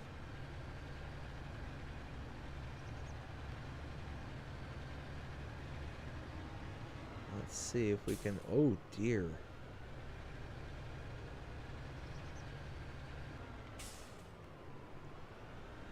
Alright, come on now. We need to get enough speed through the farm here to where we can go just ramping up the next driveway. Even though the hill on that side isn't anywhere near as steep as this one is.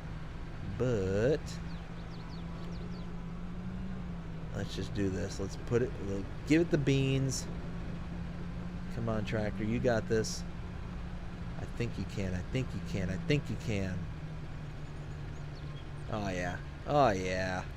Look at it go. What a champ. What a champ. Cade, how's it going? Yo, I missed the last live and I waited so long. Let's go. How are you? Cade, I am doing really good here tonight. How about yourself? Hope you're having a fantastic one so far. Sorry that you missed the last one. The last stream and this one were kind of impromptu. I don't want to say that we had kind of a rough start to the stream, but we did. Had a little bit of a technical issue. Not a technical issue, but just me being silly. I forgot to check my microphone before hopping on to make sure that I was receiving proper signal, and I was talking to myself and nobody in the audience for the first little while. So anybody who watches the playback, enjoy that. Brakes. I don't have brakes. There we go. Now that we've did our best impersonation of a train trying to come to a stop. There we go. But then we were addressing some issues that we had here on the channel earlier. Talking about how a bunch of comments were left on a map tour that I did yesterday that didn't seem to go over well. And one of those where just needed to address a few things. But outside of all that, we are doing much better now. We've kind of gotten into our groove. We had to clear off a whole bunch of snow that was kind of piled up here onto the fields here so that we could do this, do our slurry spreading, or digestate spreading, I should say. So this has been a long time coming. We're still building up to the March deadline. That's why we're trying to get all this stuff done as early as possible so that once March hits and we're able to do all of our planting, seeding, fertilizing, all that stuff, we'll be in a really good space and you'll have everything kind of set up to be good to go. So that's where we're kind of working at the moment here. Ooh, let me get a little bit closer because I feel like I'm gonna miss the kind of outer edges there. Oh, and I am too. I can see it on the map. Way to go, Dave. Oh well. Just have to come back and hit it, I guess. Let's see.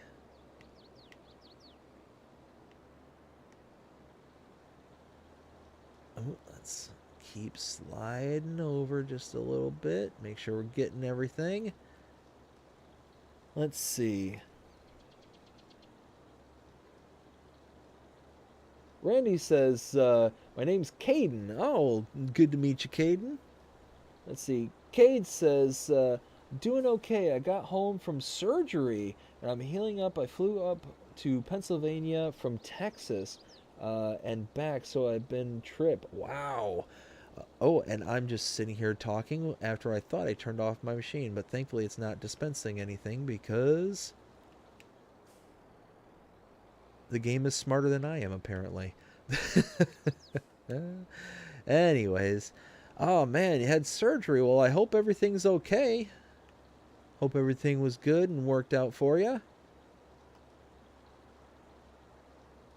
I had to go to Texas to Pennsylvania for surgery. Wow. That's one heck of a trip.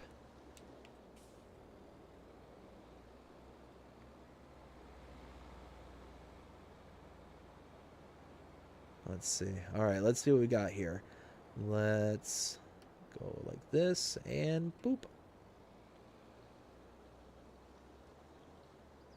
Yeah, I feel like he's probably going to do something similar to what happened with the lime spreader. There's going to be some chunks along this kind of northern border that are going to be missed.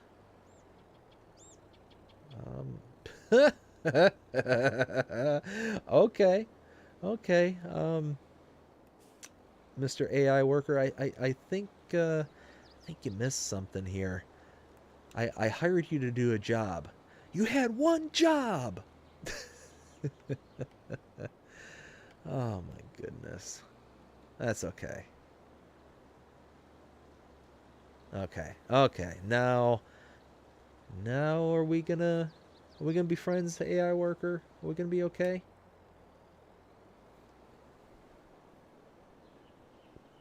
Let's see. So we've got Randy saying hi, Cade. Thanks. Hope you are okay, Cade. And Cade says thank you, Cade, and you are welcome. Let's see. Cade also says yes, sir. It was a while, but now on 6 months to a year, full recovery. But 6 weeks, I can fully walk, breathe, all that. Wow. Um, Wow, so that you're talking like really intense surgery if you're talking about a full year worth of recovery and 6 weeks to walk and breathe and all that. So wow. Well, like I said, I'm glad to hear that it went well and that it's worked out for you.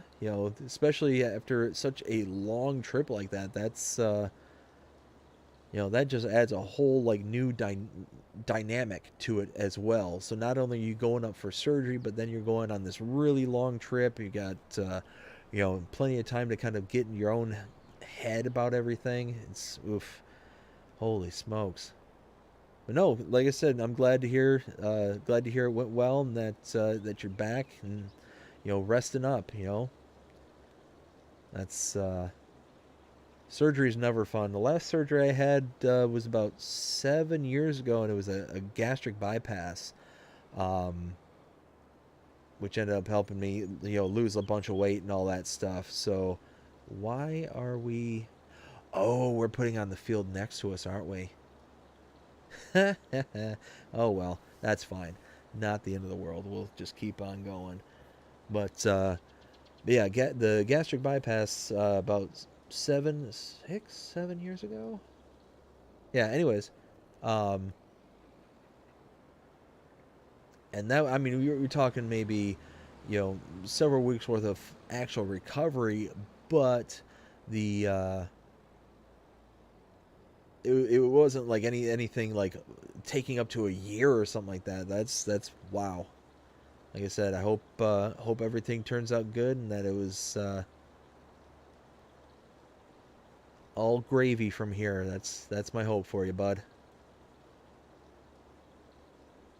Let's see. Randy says it's freezing, as in freezing temperature or freezing stream. If the stream is freezing, then I can recommend that you back out and go back in. But if you're talking about temperature, yeah, it is really cold out. I think last I checked, it was something like 30 some degrees or something. Uh, bu- bu- bu- bu- Yeah, I think the low today here in Florida is going to be in the low 30s. Oh, what happened? Oh, hey, tank's empty again. Let's get that filled up.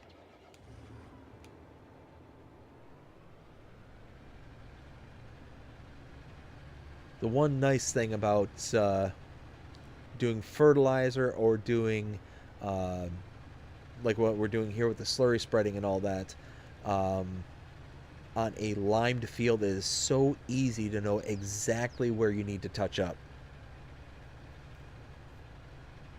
Oh, yeah, see, if we didn't have this big old voucher, this thing just would not be feasible. I'd have to trade this in for something different. But this voucher, I tell you what, I'm really glad we got this.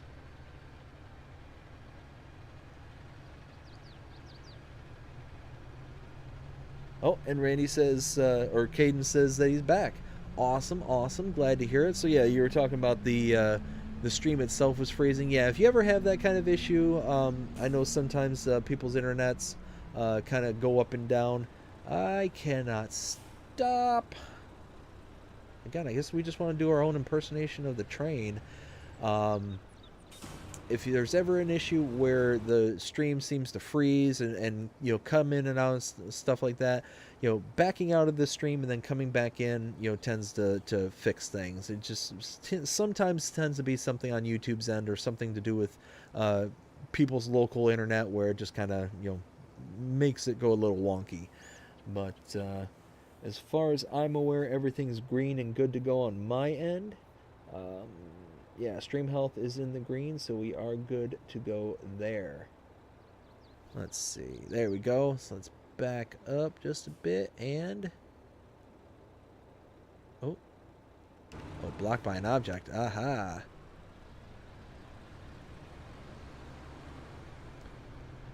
Well, AI worker, we will agree to disagree on your level of blockage, but that is just fine.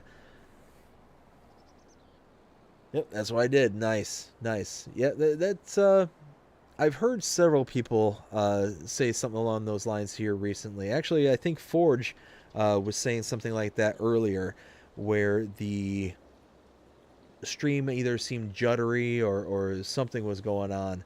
But he also pointed out the microphone issue early on in the stream, which I am very grateful for because, like I said, I was talking to myself and myself alone.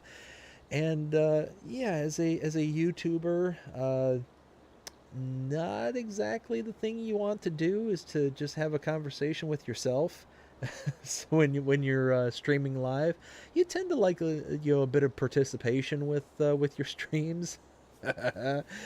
And nope, I was just sitting there ranting and raving to myself. So got to love it. Oof. So if we got that big of a border there, let's take one more pass in this direction.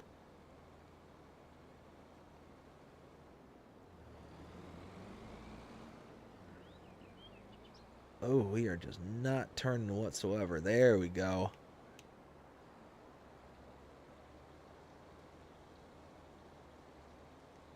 Yeah, so we'll go in this direction.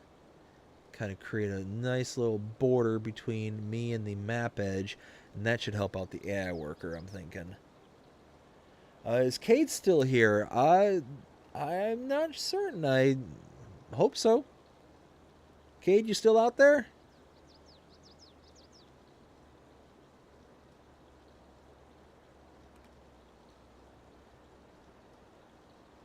Oh, sure am. There you go. So yeah, no, we're just chugging along, trying to get this up and running. We are going to use this as our main kind of go-to field. This is where we're going to be dipping our toe into other actual arables outside of just grass. Because up until this point in the series, we're up to episode 14 in the Let's Play series right now. All we've done up to this point is grass and grass work. That is it. We had 4 fields all dedicated to grass. This is going to be our first one where we're actually going to use it for our chickens. We are going to I think we're going to use barley. I'm kind of leaning towards barley at this point.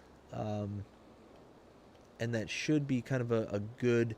let's see, did I get it? Nope, I missed just a little bit on the map there that needs to be gotten. There we go. Now we're talking. We're going to use this area to be able to deal with our chickens, and we'll be able to have it for straw as well, which the straw can then be taken down to the pelletizer right behind me, actually. And we'll use that to create more pellets going forward in the future. And if we take a look at our productions, I mean, we have got so much. We sold off all the methane that we had at the farm and at the biogas plant. But you can see here we've got 3,755 liters of pellets in our pelletizer. That means that because we actually have a bit of storage, a bit of volume in storage, we have filled up that 200,000 liter pallet full of pellets. Plus, we've got this one here that's making pellets, and that has 77,000 liters right now. And that's still chugging, still producing, because we have over 1 million liters of wood chips that's going to make pellets. And you can see the recipe is 4 to 7. So we're going to be having a huge surplus of pellets going into the future. Like, we are not going to be hurting for cash anytime soon. So yeah, we're doing okay. Let's see. So let's get the worker heading off in this direction. Something like that. Perfect. Let's see. Randy says, it is hard being a YouTuber, because I won't be a YouTuber when I'm older. It really just depends on the kind of content you're doing. Me personally, I'm doing content that I enjoy, that I really, that I get like an actual pleasure out of. So it's one of those that it's not really that difficult for me. But I mean, depending on the kind of content you're doing, it's, you know, certainly harder. It certainly can be hard depending on what you're trying to do. You know, trying to come up with new ideas. I mean, that's about the hardest part for me, is trying to keep things fresh, trying to keep things new and exciting, you know, on the streams, on the Let's Plays, and all that stuff. On the map tours and the map updates, they're pretty straightforward, and they're very, you know, factual kind of thing. So there's really not much that changes from, you know, from tour to tour other than the map itself.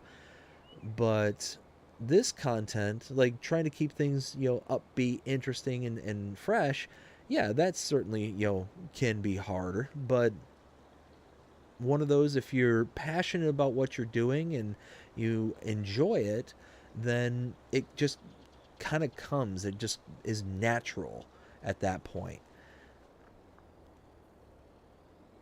You know, and like I said, I absolutely love what I'm doing here. I love being able to come on to streams, hanging out with people, talking to interesting people like yourself, Randy, and Cade.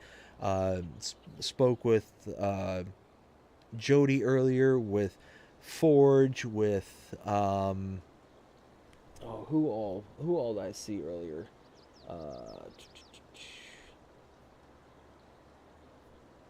Yeah, I mean, just being able to just, you know, hang out. I mean, especially live streams, because it's a lot more fluid than the kind of Let's Play series. So Let's Plays are very much structured based around my imagination, what kind of scenarios I can play out, what's coming up due to be worked on around here on the farm, you know, all those kind of things. It's all kind of subjective to what is available kind of thing, and my own imagination. To where here on the streams, it's just, you know, hanging out, relaxing, getting to chat with people. All that's really nice, and it's really kind of you know, something that I would have never expected when first becoming and doing YouTube, um, because it was never my intention. I never thought I was going to do live streams. It was one thing that just kind of I had to kind of be built up into doing it. And actually, I credit the Forge TCG. He was on earlier today. I don't know if he's still on out there, but I credit him for doing for me doing live streams. He kind of sat me down and it's like, hey, why don't you give this a try? And actually, he's the reason why I'm doing YouTube full sentence stop. Let me borrow his Elgato and really kind of got the ball rolling on my whole creating a channel kind of thing. So it worked out very, very nicely. I owe, you know, the whole start of the channel to him kind of thing. And it's fantastic. And this channel is doing really, really well. And I love seeing it grow and seeing, you know, how we get to interact and be around new people every day. It's fantastic. It's tons and tons of fun. And if it's something that you enjoy doing, if it's something that's fun, it's a lot easier to do. Day in and day out kind of thing. So let's see. Cade says, man, it's a blast. I post OL. I used to all the time, man. Only thing that's stopping is you, but I had to stop due to stuff going on with my body. No, and then that's it, man. It is, sometimes you do have to, stop for reasons outside of your control, but it's one of those things that, like I was saying, it just happens. It just happens naturally. And if you've got a certain kind of energy and charisma about you, then you can really kind of, adapt and go, far into this space. Like, how do I want to say it? Like I said, if you just kind of have that energy and that kind of good presence, then you can really kind of do something with this. So yeah, no, that's one of those. Like I said, things always tend to be easier the more fun you have with them. Long story short. Let's see. Randy says, what's your YouTube channel, Cade? He also says, thanks, crazy. Can you stream tomorrow? So, Randy, just so you know, I don't have a dedicated streaming schedule. So, I am a father and a husband, and I work full time. So, it's one of those where my schedule is very subjective to my daughter and what's going on in my personal life, kind of thing. So, and it's also subject to what's going on in the world of Farming Simulator. So, to kind of give you a very quick overview of what it is that I do for this channel, I am a dedicated channel to Farming Simulator. And any iterations beyond. Sorry, I just noticed the light there is just flickering for some reason. That's either a feature or a bug, and I don't know which. But anyways, so on the channel, I make basically 4 or 5 main modes of content. So, first one being Let's Plays, second one being Shorts, live streams, map tours, and map updates. Those are the kind of big 5 that I do on this channel as of right now. There we go. But what ends up happening is because I do tours and map updates, it's always very subjective to what gets released to the mod hub. And if Giants releases maps, then that's the thing that I have to take priority on, is because there's other people in this space who do similar things that I do when it comes to map tours and and stuff, and I need to, be as quick as I possibly can without taking away time from my family to be able to work on those tours and whatnot. Because if I'm too late to the game, then nobody's going to care about my tour versus somebody else out there who may have more subscribers, who may have uh, gotten it out earlier and all that stuff. So there's very much a time limit as to when a map tour is relevant for people. Um, and same thing with updates. So it's one of those, if there's updates, if there's tours, those always tend to take priority on the channel. Um, and then the the live streams are all based around the let's plays that I do. So uh, this live stream is essentially the back end work of what's being done for the Let's Play series, and is also a sort of record of work. So what happens is that there are other YouTubers. One person I mention in particular all the time is Mr. Sealy P. He was running into an issue where he was having I'm not going to say a lot of people because he didn't mention as to how many, but he had people in his audience basically questioning whether or not he was actually doing the work, or if he was just kind of porting in money, cheating money into the system kind of thing. And people would say, oh, well, it's no fun to watch you if we think that you're cheating and stuff like that. So what he did to kind of combat that was he would take screenshots of all the contracts that he would do. And he very rarely streams or does anything like that. Well, I figured this would actually be a really good opportunity for me to stream.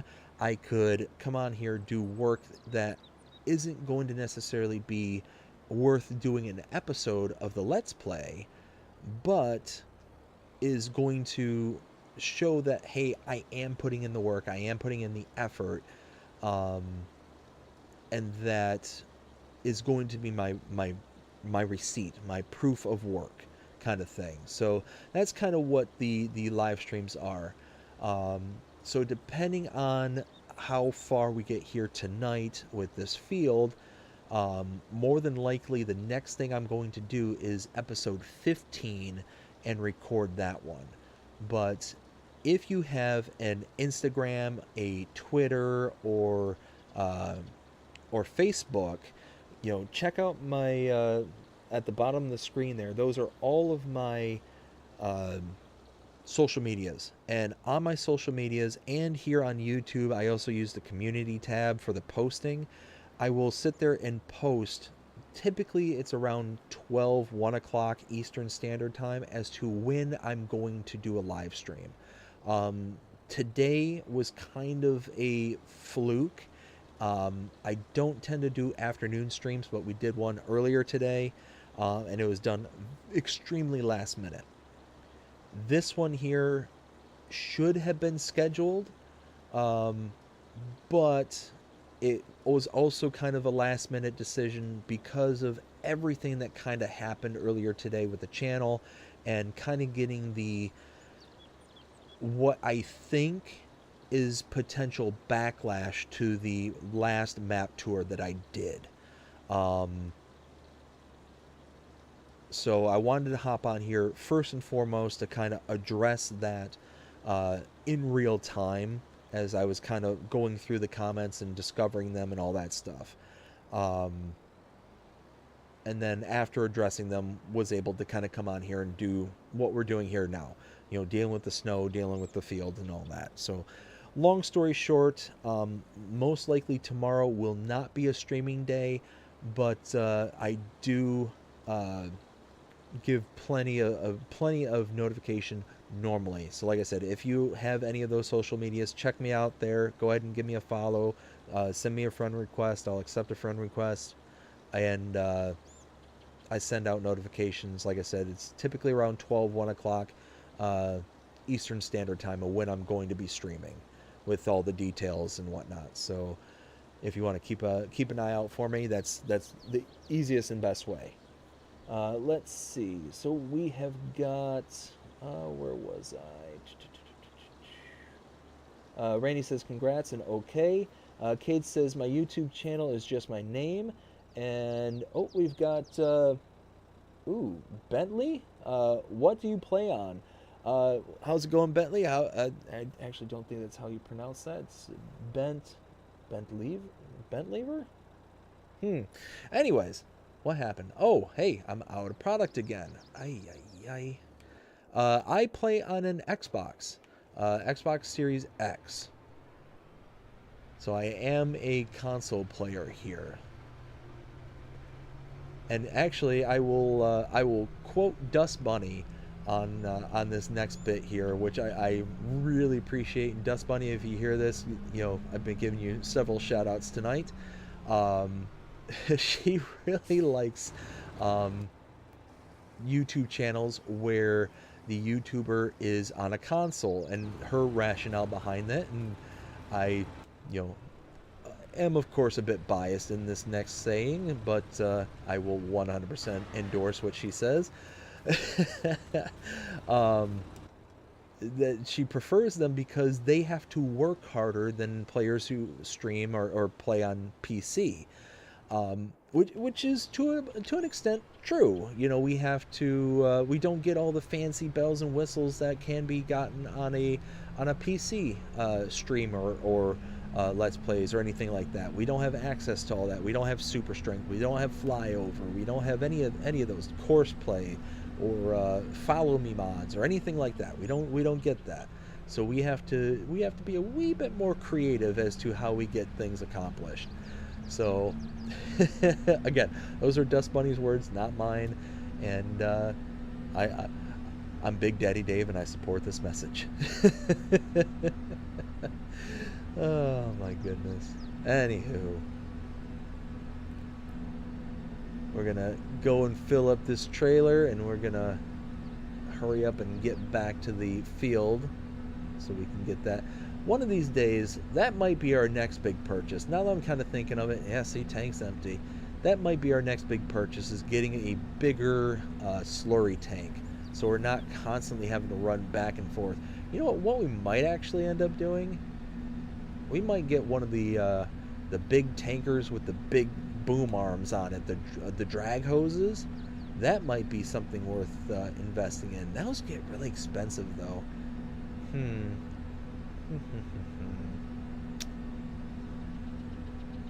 We'll see.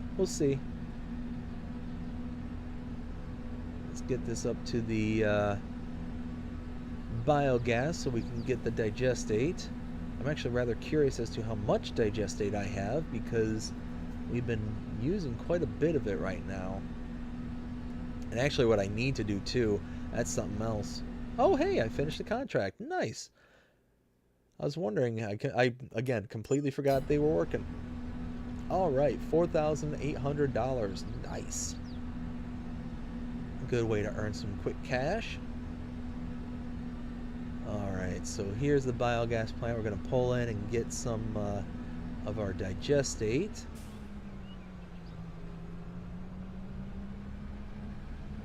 But yeah, we need to bring more supplies up here, because I think the only thing that this is running on right now is straw, and I don't even think that's got much left in it. Let's see, so let's stop here and fill. All right, that is filling, so let's check out. There we go. So yeah, right now all we have is straw, and that's only got 59,000 liters right now. Oof, just oof. But we do have quite a bit of digestate, 231,000. Let me catch up with the chat and see what everybody's saying so far. Cade says, were they like being rude last map? So,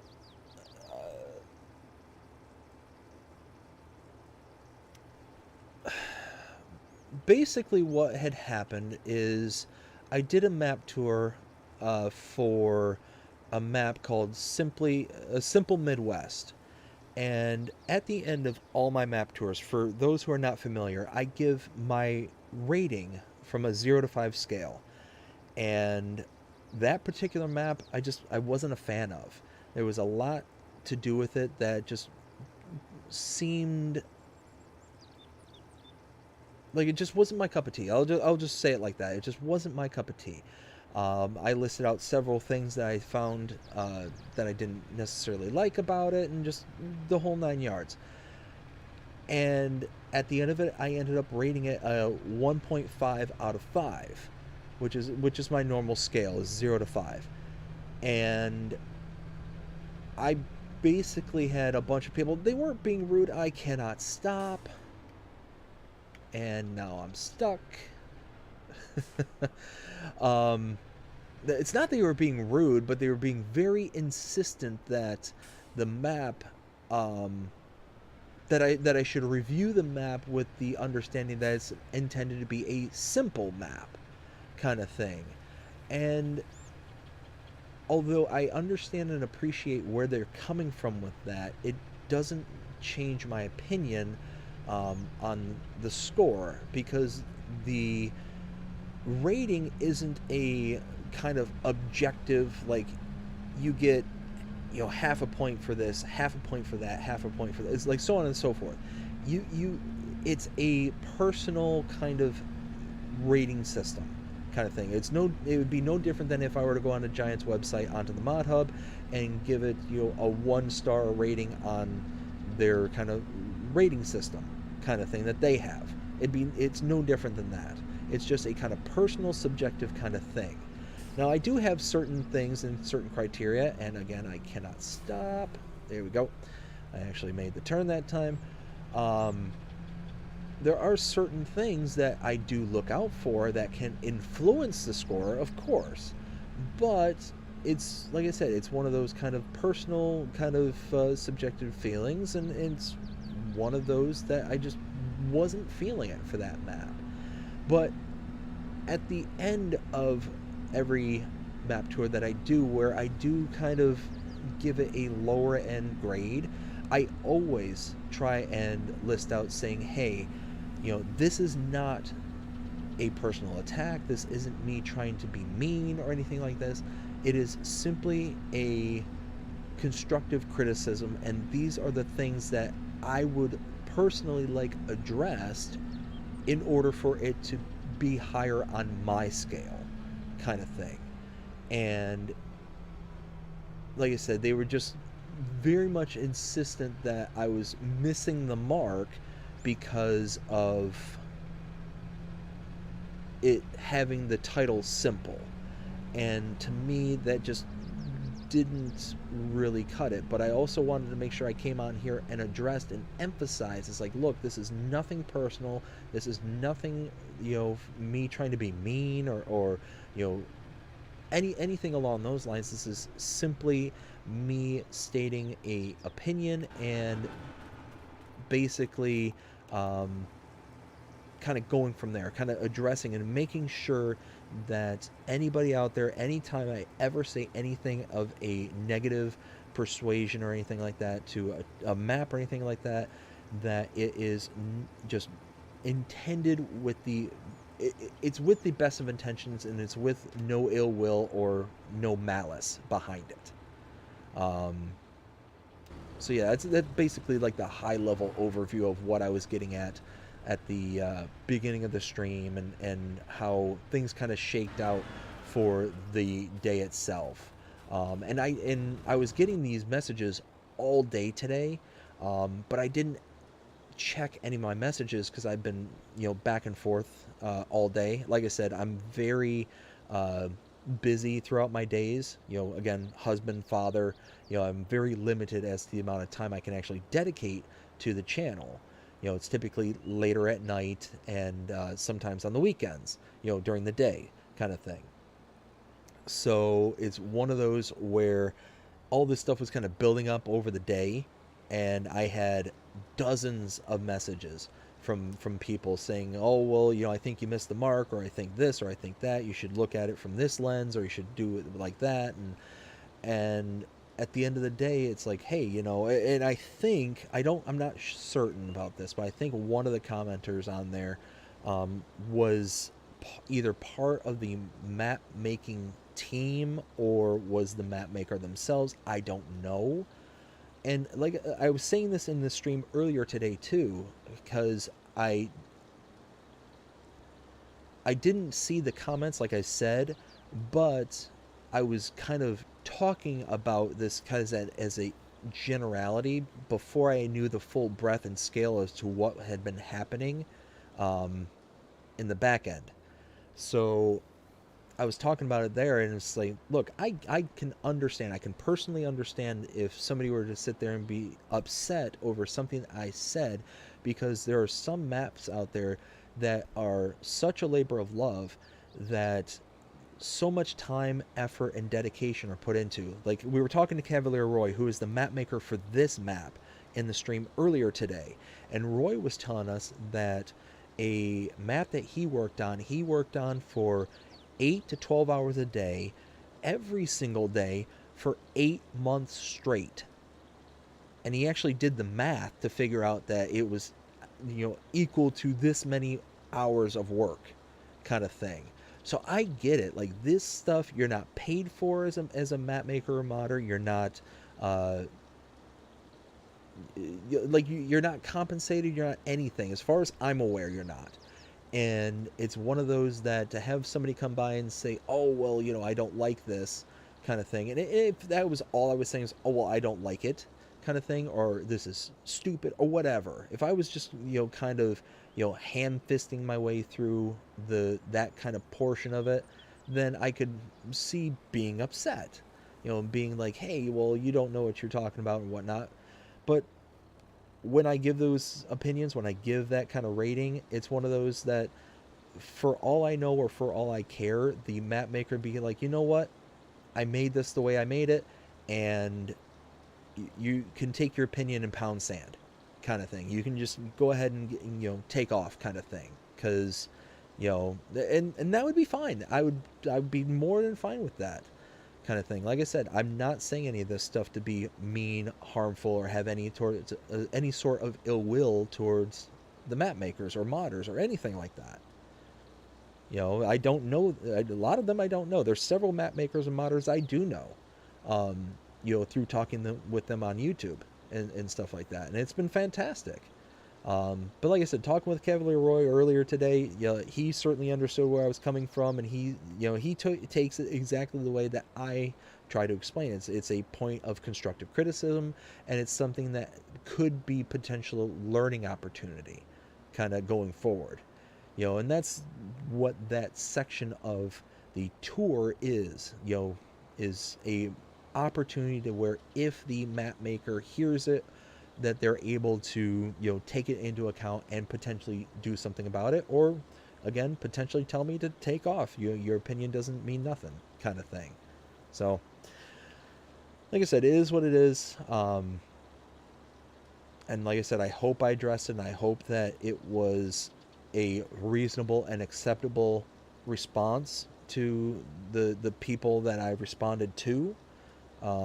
But like I said, I haven't checked to see if anybody has responded to it yet, and we'll kind of go forward from there, kind of thing. So, but I mean, beyond this point, if there's any like hurt feelings or anything like that, then it's pretty much I'm to a point to where it's kind of a done issue for me. Like I said, I don't mean any harm, and I don't mean any ill will or anything like that, but I'm not going to change my score, change my opinion, because of all that I've set up until this point. So that's kind of where I stand on it, and kind of the high level of what was happening, up until this point in the stream. So, and I forgot to turn off the tractor. Go me.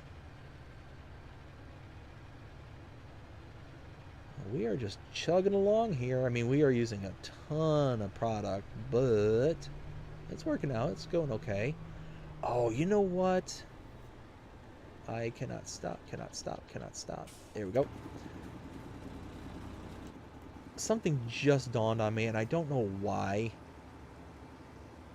it took me up into this point in time to just kind of occur to me. Why am I not using one of the liquid global goods pallets? Fill that up with 200,000 liters and just use that. Ay, ay, ay. Again, gotta love the way my brain works sometimes. Oh, hey! All the snow melted. Nice. There we go. Turn that off. Let's see. Let me catch back up to the chat.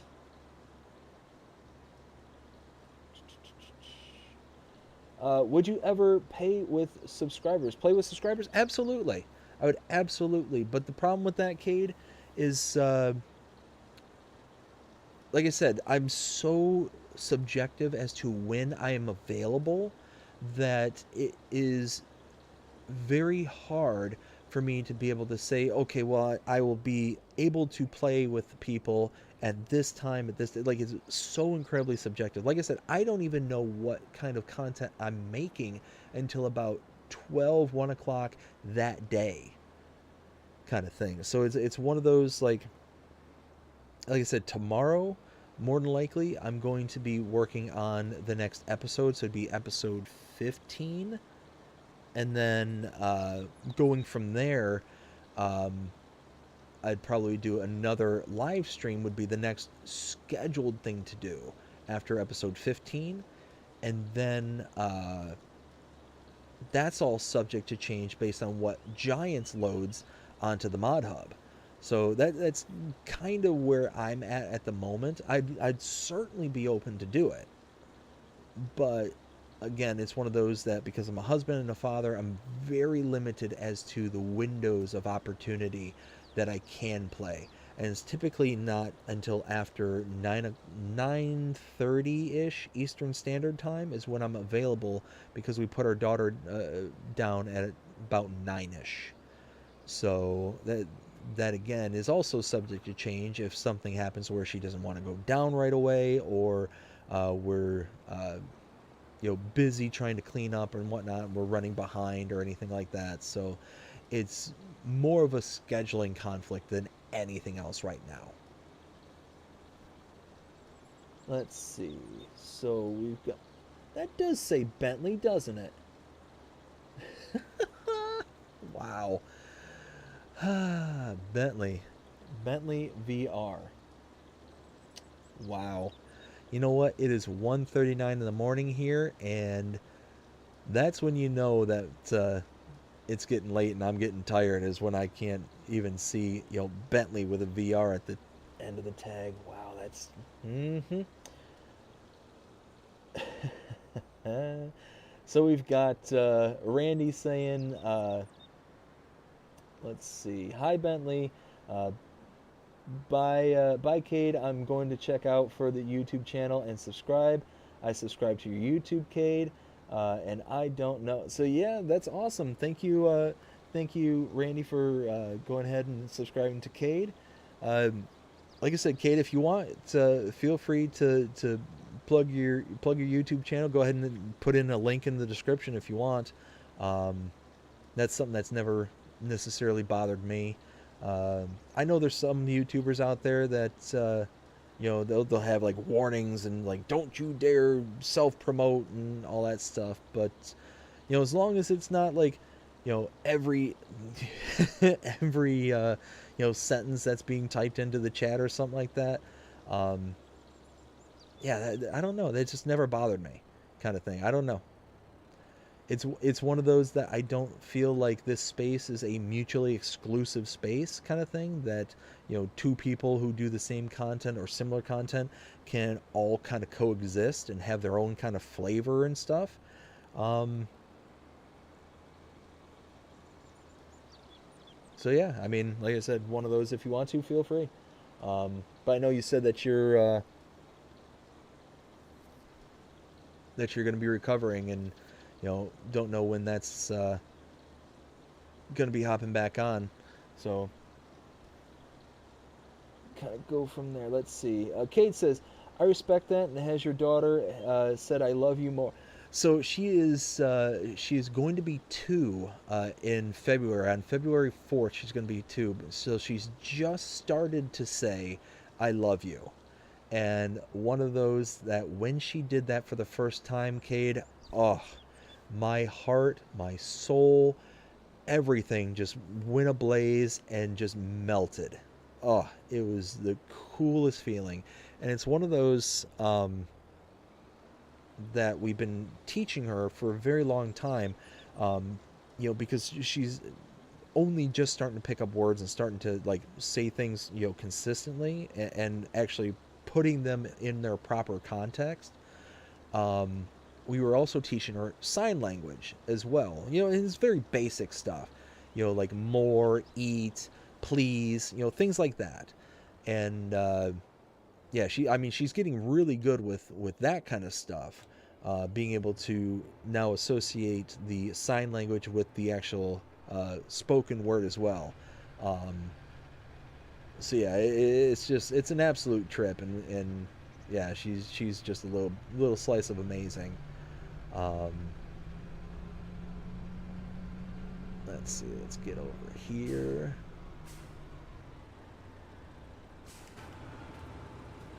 One of those, it was a proud papa mama moment when she busted out the "I love you" for the first time. Let's see. Kate also says, "Thanks, buddy. You're all right though. I don't want to plug it. This is all about you." Well, hey, I can also appreciate and respect that as well. Um, like I said, it's one of those that I know certain YouTubers and whatnot. They're very much like, you absolutely cannot self promote. You can't do this, can't do that. Now there has been, I've seen people like go overboard with the self promotion. That's all they'll talk about the moment they arrive on the stream, and they're not actually participating in the conversation or participating in the stream itself. It's just about them, kind of thing. And that's where I draw the line. It's one of those where, like, hey, we're here to hang out, have fun, do a quick shout out kind of thing, and leave it at that kind of thing. So like I said, doesn't bother me if you want to, but I also respect if you want to hold back too. That's all gravy, all good. Let's see. And Kate says, "Or you know what I mean." Yep, absolutely. And Randy says, "Happy early birthday." Wait, did I miss something? Did I miss a birthday or something? I'm confused. Oh, for my dog. See, again, that's the way my brains work. It is almost 2 o'clock in the morning, and yes, thank you, Randy. I appreciate that. Yeah, she's gonna be 2 here on February 4th. So we're trying to figure out what kind of party to do for her, because she's like I said, she's turning 2, so it's gonna be like a 2 wild theme. But we're trying to decide if we're gonna do something like, we're thinking about like renting a bounce house with a slide and all that stuff for her. I think she'd get a huge kick out of that. Um, so we'll see. We'll kind of see. We might do that. We might rent like a pavilion at a park and just let her go nuts. Um, have family and friends over. But like I said, we're trying to think of things that we can do for her. You know, it being her second birthday, we want to do something to kind of make it a little bit special for her, and as I'm sure any parent would love to be able to do.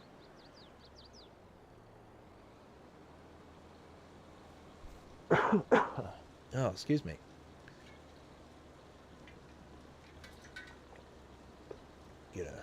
Get a drink of liquids in there. Starting to get that little bit of chalky throat from talking all night. Let's see.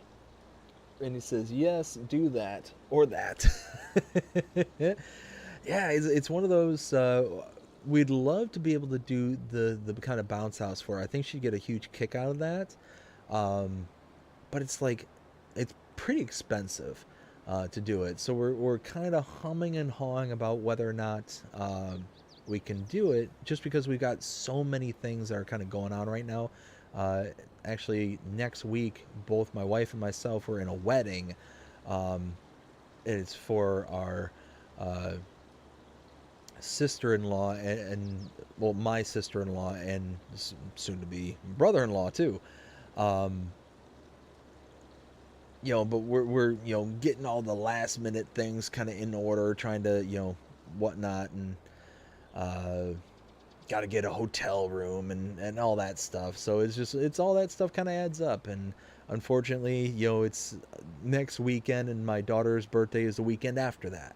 So it's one of those like, are we going to be able to afford everything, kind of thing. So one of those, we'd love to be able to you know do the bounce house and whatnot, but we're kind of thinking though, well, the pavilion might be a bit cheaper, and she'd still have a fun time, and she's still young enough to where she's not necessarily going to either remember or care what it is that we do, kind of thing. It's not like, hey, we'll consult with the 2-year-old and see how she feels about it, kind of thing.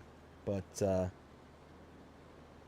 like I said, it's one of those, we'll see what we can do and kind of go from there. Let's see. I had to deal with a broken arm. Oof. Yeah, no, broken bones stink. Like, absolutely stink. I've broken both ankles twice, and my thumb once, and actually here recently, broke my toe. About a month and a half ago.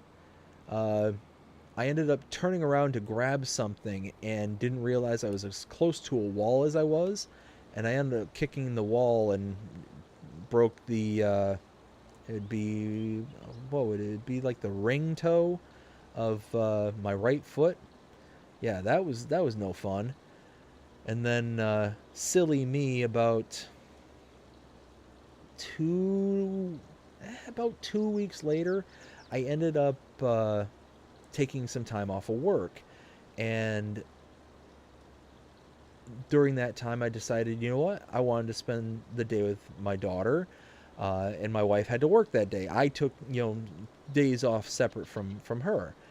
And I was like, I'm going to spend some quality time with my daughter, take her out and do something. Well, I decided, you know what? Let's go to the bounce house. She absolutely loves, the little trampoline park that's in our local area. And they have toddler time, kind of thing. So only like little kids get to hop around and play and all that stuff. So it's relatively safe, unfortunately. Um, this particular day was absolutely packed full of kids. Packed. And there were just as many adults that were acting like children, that were jumping around and horsing around and all that stuff. And my daughter, she ended up, running a little ways ahead of me. And, well, to finish the first point I was making, I ended up re-hurting my toe, doing all the jumping and all that stuff. So it was a really stupid idea to go. But she had a boatload of fun. But it almost ended in complete and utter disaster because she ended up running out in front of me, like I said. And I was kind of hobbling along, trying to catch up to her. And she kind of changed directions at the absolute last second. And she started running towards an adult. And this adult was, like I said, he was jumping around like he was a small child. And he ended up knocking her over, and he actually ended up stepping right square on her back. Like the most gut-wrenching feeling I've ever felt. I felt sick to my stomach when that happened. Was petrified that she got hurt, like really bad. We're talking about a full-blown adult. Thankfully, it was on like the trampoline, so it had a little bit of give to it already. And as soon as he felt something underneath him, he fell back and thankfully again didn't fall right on top of her, kind of thing. But yeah, I mean, I was sitting there. I yelled for her, but he was in mid jump, so there was nothing he could do about it. And after it was all said and done, he felt terrible. Like, he was so apologetic and all that stuff. I'm like, hey man, don't worry about it. It's wasn't your fault. She ran up on you, kind of thing. So it was one of those. Like I said, it was the just the absolute worst and scariest thing I think I've ever experienced in my whole life. And that the cry that she let out, the cry was just the absolute worst thing I've ever heard in my entire life. Like one of those things where as soon as it happened, it's like, oh God, please let it be me. Please let me be the one to take this pain, kind of thing. And then once I realized that it was, you know, everything's fine, that she's just, it was more of the shock of it happening that she was reacting to, and not her actually, like, actually hurt kind of thing, then, you know, everything was fine at that point. But he came around afterwards, and, you know, like I said, immediately after, he's like, "Oh man, I'm so sorry. Is she okay?" And like he was genuinely concerned, and he felt terrible. Um, and I think the first words out of my mouth is, "I don't know. I'm still trying to figure this out," kind of thing. And this was the first time where she was like legitimately hurt. Like something was like legitimately like not something where it was like just a bump or a bruise kind of thing. Like this is something that was like she could have like literally been like a broken bone or a broken spine, because he landed right on her back kind of thing. So I like that was the first thing that crossed into my head is, oh God, she broke her spine, or something, like something really really really bad. So yeah, it was oof, it was rough. That was a rough thing. But I mean, she calmed down and she was fine. She was totally fine. Like she bounced right back and she started running around playing like nothing ever happened. I'm like, well, you wild child, go have fun, kind of thing. But you better believe that after that I completely ignored any pain that was associated to my toe, and I was right on top of her like the rest of the time that we were there. Let's go ahead and finish this off. Oh, is this empty? Oh, it is. It is empty. Okay, cool. Well, at this point, I think the field is 100% done now. We'll double check with the map here in just a second. Let's see, over here.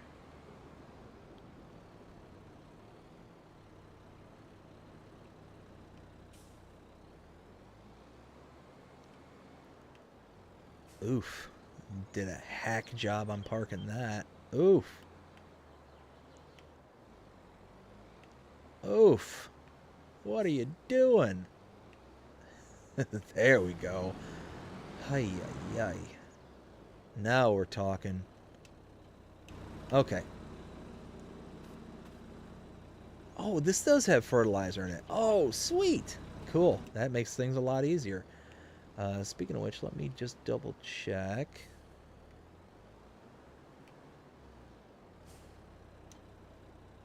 Oh, yeah, plenty. So grass, now it's on barley. That's what we want, is on barley. I think in real time, right here, right now, that's what we decided to do with that product. Is we're going to do, or with that field, is we're going to make a barley field. Now the nice thing is, because this has fertilizer associated to it, we just do one pass and we're done. After that, we're done. All we'll have to do after this is roll. We'll have to roll the field and then it's done. So I am really, really happy about this. I mean, this was a huge, huge job, and I'm especially glad we picked up all that snow off the field earlier, because, I mean, now there's no snow on the map whatsoever, and I'm really rather shocked about that. Oh, and I'm just kind of driving around, not paying attention. Yeah, we've got... Where's the snow? Where is the snow? There it is, 690,000 liters of snow. That's producing water at the same volume, so we're going to have over 690,000 liters of water. But at the same time, the water's getting turned into silage, or not silage, is getting turned into silage additive. There we go, silage additive is what that's getting turned into. And let's see, we've got...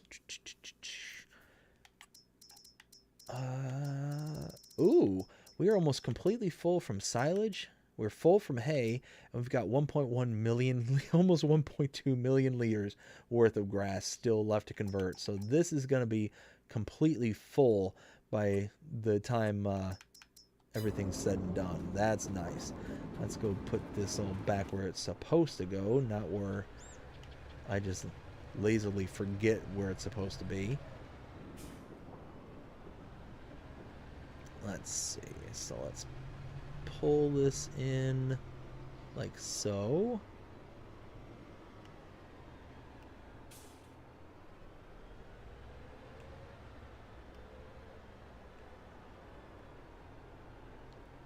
There, something like that. For the win. And let's go ahead and wash off this tractor because it is filthy. Absolutely filthy. And like that. Catch up to the chat real quick. So we've got Randy saying, holy moly, ouch. Yeah, that's not safe. Typical kids. Yes, 100%. I mean, she just rebounded right away from it. I was really, really shocked. Because like I said, full-blown adult, probably I don't know, 230, 240 pounds, jumping around, and landed square on her back. And nope, nothing wrong whatsoever. So, thankfully, nothing was wrong. Let's see, we got 58,000 liters here. You know what? Let's top some of this stuff off because it could certainly use it. We're going to put our tractor back and we're going to grab our little tractor and the front end loader that comes with it. And we're going to use our big secret weapon. There we go.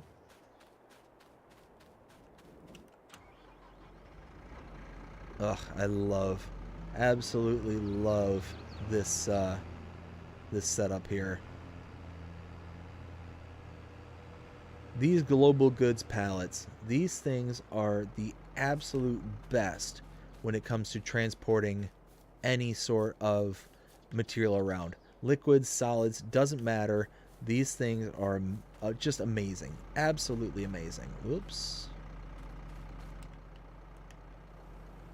82 Studios did an amazing job on these.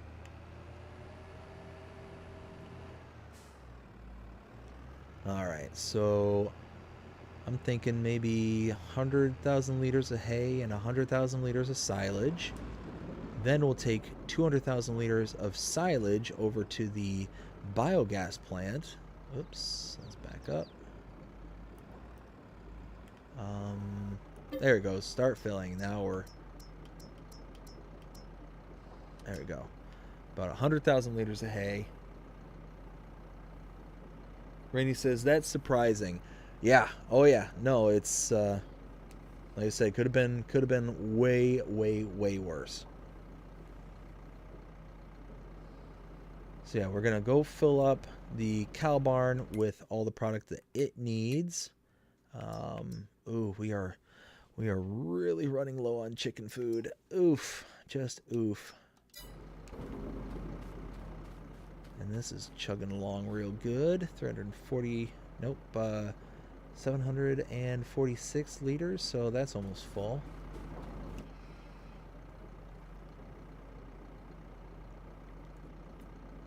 So yeah, we need to top off our chickens here soon. Do we have any full pallets? Oh, we do. Okay, we'll have to grab that here in a second. Put that away.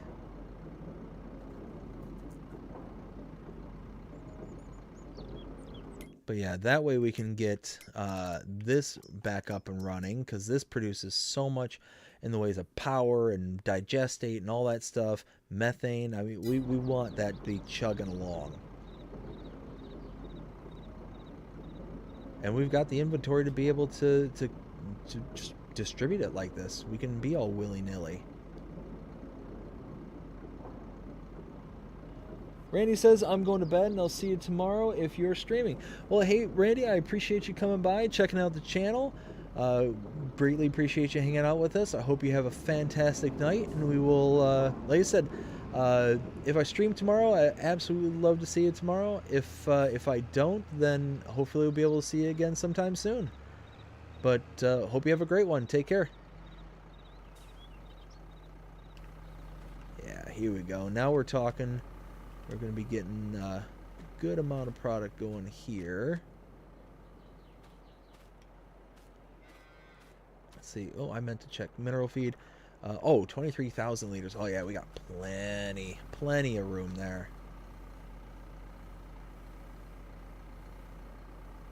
And Rainy says, you too, good night. So yeah, we're just going to be kind of topping a couple of things off here, and then I think we can go ahead and wrap up the stream for the night. Yeah, we got plenty of food here for the cows. The cows are not struggling whatsoever. They've got, yeah, more than 3/4 full. I think it takes 1 million liters to fill this thing up to capacity. So once we fill this up to capacity, then this won't, pull out product anymore, and then we'll actually just be able to store it in the long term kind of thing. So that'll be all right.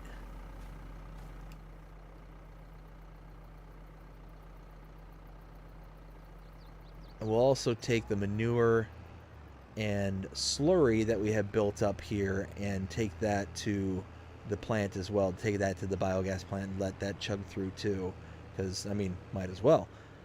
All right, now 100,000 liters of silage.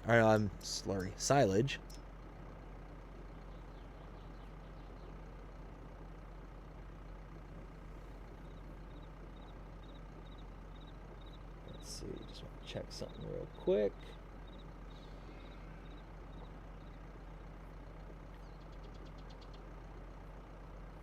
Okay, nice. Very nice. Perfect. Yeah, so 100,000 to the cows, 200 to the biogas. Oh, you know what? I took care of my horse today, right? Yeah, okay, daily riding. Yep. They're doing good. And I don't have to worry about their food or anything like that because they are just absolutely not going through anything because it's one horse. Oh, look at that. They're worth almost $2,500. Nice.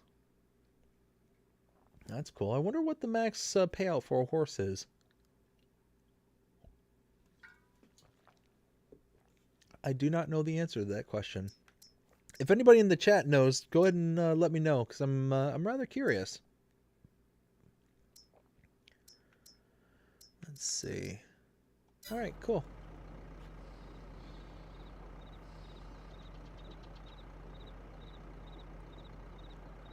All right, 25,000 more liters, and then we'll dump this off at the cow barn. So that's what's going on there. Let's go ahead and drop that. Close that. Lift that. 5, 4, 3, 2, 1. Pow. Oh, 79 liters over. Bah. Come on.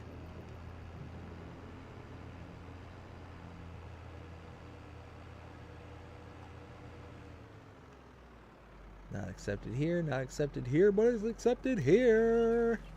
But this should now be more than enough product here in the TMR making machine to fill up the remainder of the cow's food. And if that's the case, then we shouldn't have to worry much beyond this point for feeding or filling this. We will keep a good backstock, but one of those that we're not going to have to sit there and like babysit it like we have been. We'll be able to go a few months without worry. And it's not even really like we've been worrying that much to begin with.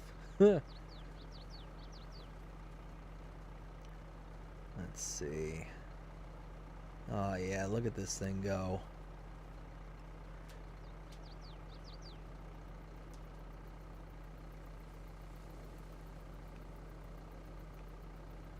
And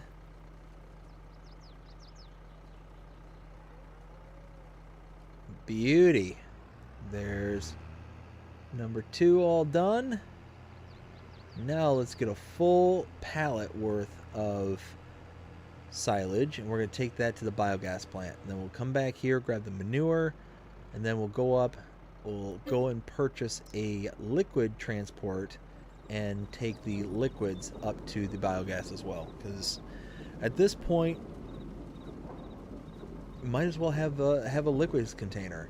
Yeah, I don't know why I didn't think of that sooner, but I could have been using that over at the field rather than the green uh, trailer this whole time. I don't know why it didn't dawn on me to do that.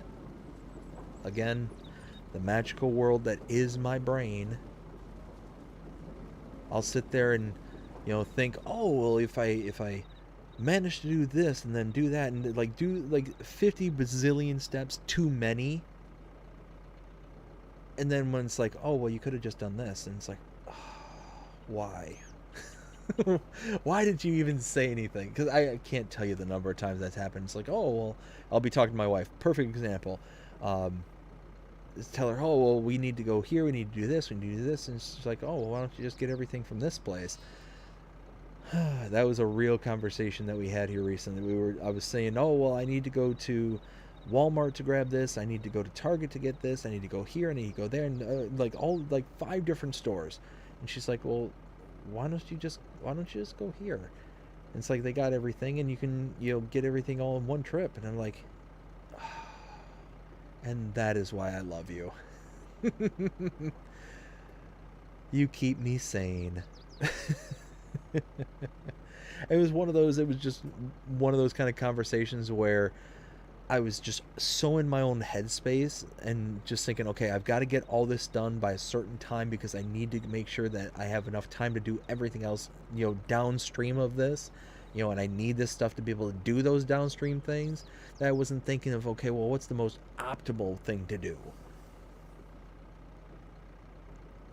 And it ended up saving me so much time and headache and whatnot, which having one of those liquid transport bags would have saved me a lot of time and headache.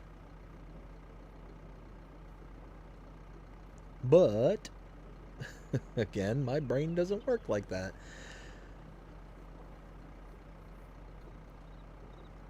But that's okay. It is, like I said, if that's the worst thing in life that happens is, I have to do a few extra trips, then meh, not a bad thing. All right, we are almost topped off here. Like I said, we're gonna do these couple of trips back and forth real quick, get it all done out of the way, and then once everything's done, we're gonna start to sign off for the evening because it's getting late. I'm getting pretty tired.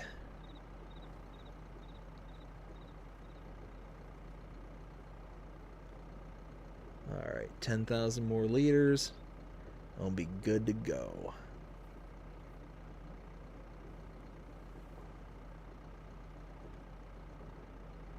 There we go. 200,000 liters of silage.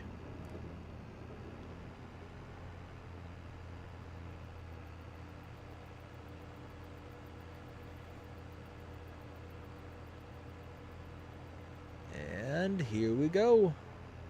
On our way up to the biogas plant with our big bag of silage.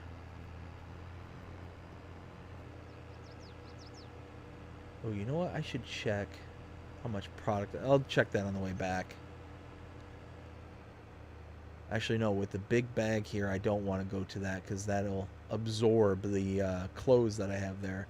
Ooh, yeah, let's not do that. Let's not do that.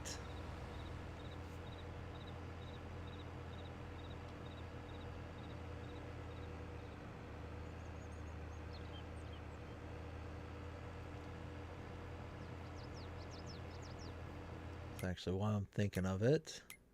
Boop, boop, boop. We'll just turn those on so when we get all that product there, it'll be good to go.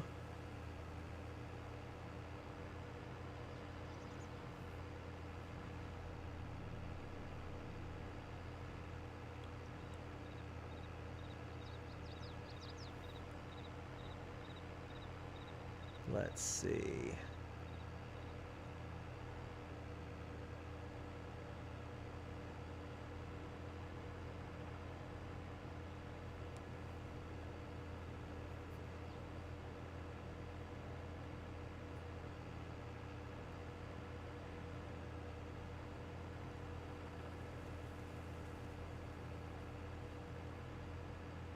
Oh, wow.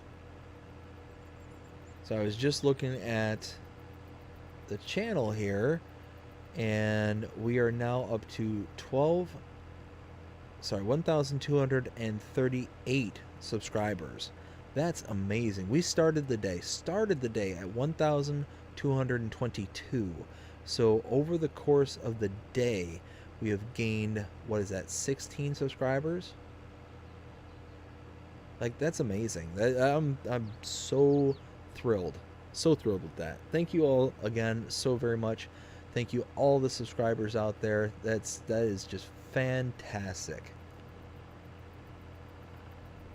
You know, any day that the channel gets into the double digits for subscribers is just, that's a good day. That is a good day.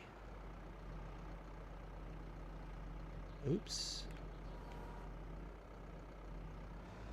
There it goes. Now we're talking. Climb on up. The belt system. There we go. Yeah, it's chugging away, making methane, making more digestate. Awesome, awesome. We're rocking and rolling here. What is that? What is that?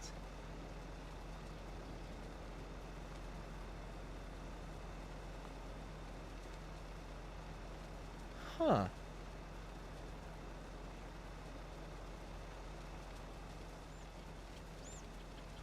I have no idea. Like that, just the light that's kind of bouncing around there. And I mean, not a big deal. It is what it is. Oh, I wonder if it's the reflection from the kind of steam. That, yeah, that's exactly what it is. It's the animation from the steam or this particulates that are going up and okay. That makes more sense.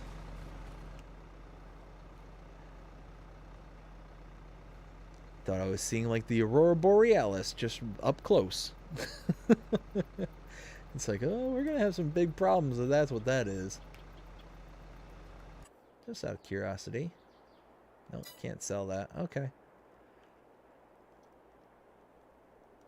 Oh wait, I don't actually own the land here, do I? Or no, do I own it because I own the biogas? Where? There it is. Oh no, I do. Oh, but you need to buy the bunker. Okay, you need to buy that separate. Okay, that's not a big deal. I'm not gonna spend $3 grand on that. But I mean, $3 grand to get 65 back, almost 66. Oh no, wait, because that's right. That was an update that Cavalier Roy did. Was that he made it to where if you destroy something, you actually pay for its destruction. You don't actually get money back. Ooh, so gonna refrain from that one. All right, now we're gonna go pick up the manure. Bring that back up here.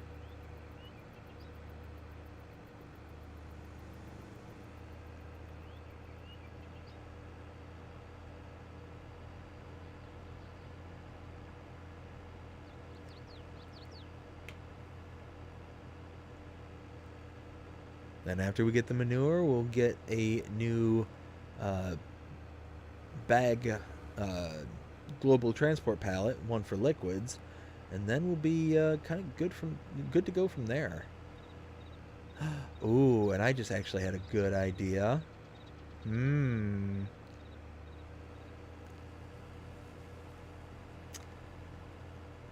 I had a really good idea. It'll save me a trip.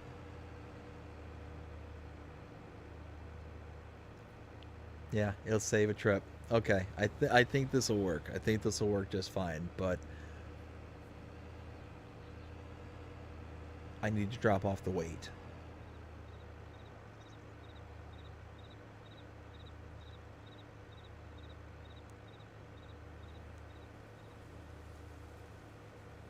So I'll buy the global transport pallet and I'll lease a set of equipment. I'm pretty sure I still have it downloaded. I'm pretty certain of that.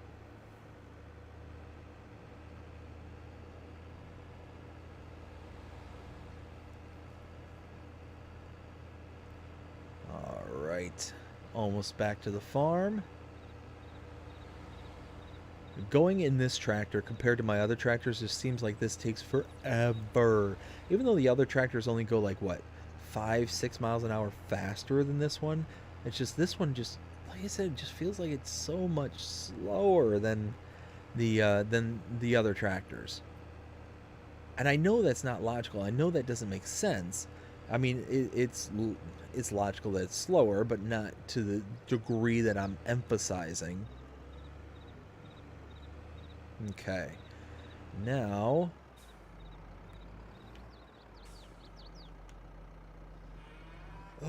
right about, yeah, right, boom. Filling up the manure.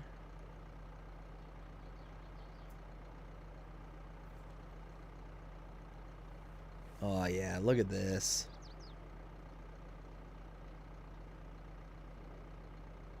Look at that.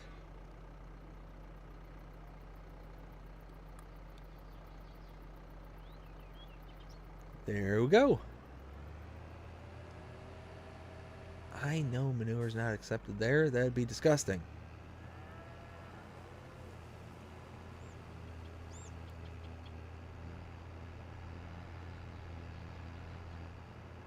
There we go. Now we're talking.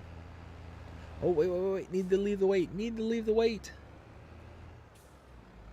Don't hit me. Ah, I hit myself. Ah, I hit them.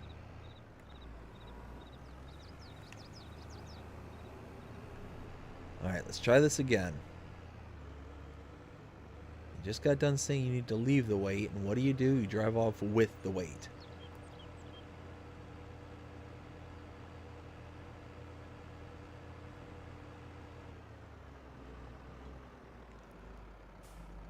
Okay.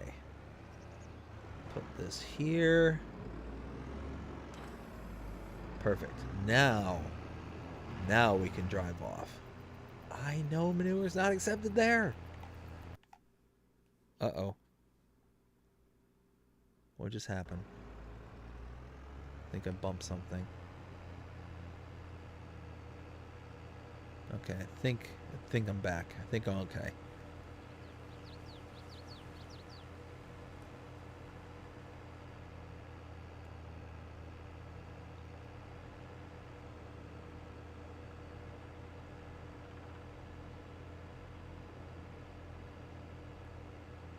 So yeah, we'll go up to the shop first, buy what I need to buy, lease what I need to lease really quick, and then go from there.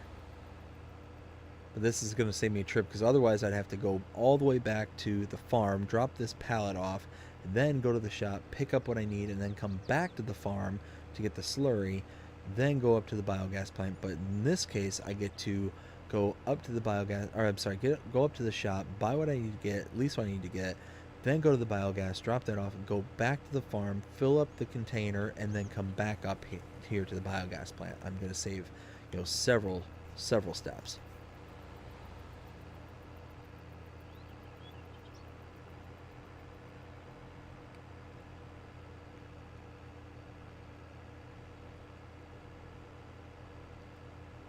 Okay, we're almost there.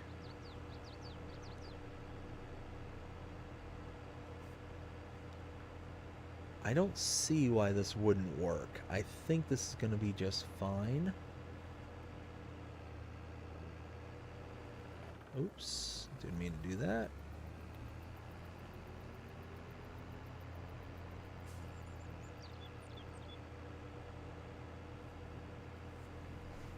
Oh, I need to adjust, and it did it again. What is going on here? Oh, what happened? Uh-oh, what happened? Why am I getting no sound? I'm not getting anything. What happened?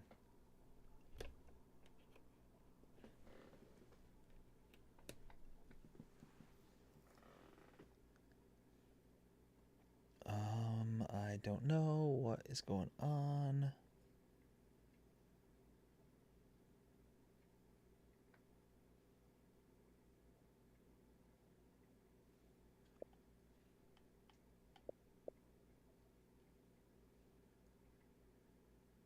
What?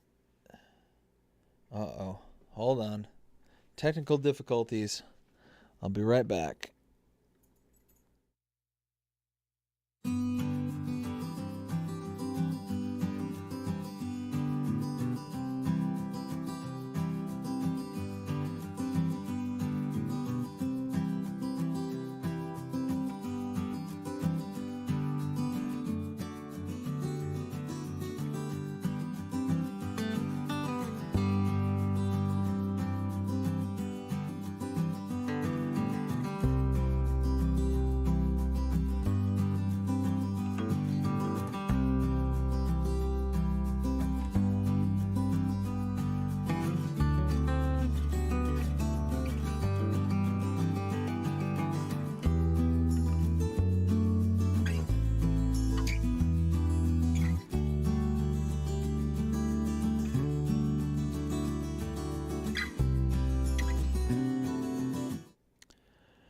I am back, and I am not happy. As you can see, we're loading back into the game.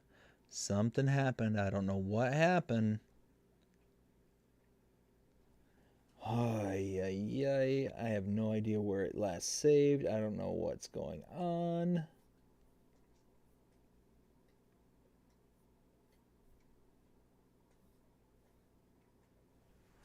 Let's see. Let's see how much it hates me.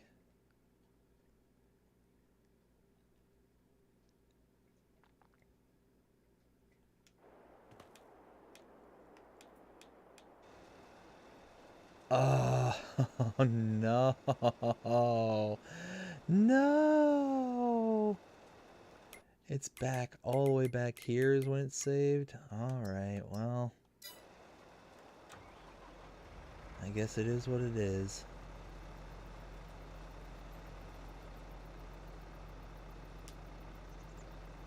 And actually, it kinda sorta works out.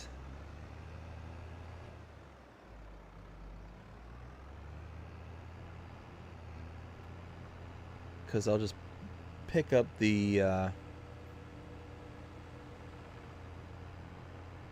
I'll pick up the stuff that I need right here. I'll just go right to it. Okay. So starting with first, the global goods transport pallet. That's the liquid. It's right here.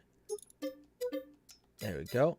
And then what I'm going to lease, and was going to save me trips.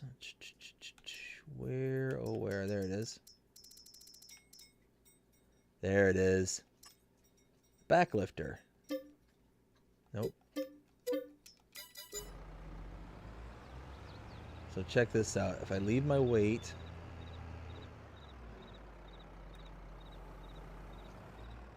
right here,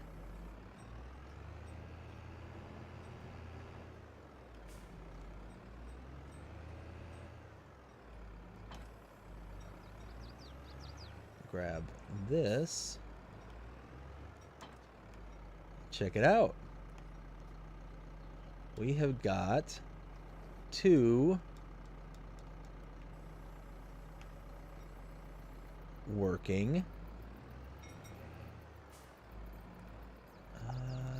Let's see. I'll also grab the seeds while I can, if it will let me.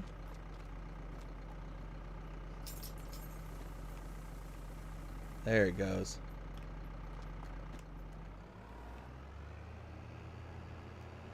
Might not be the most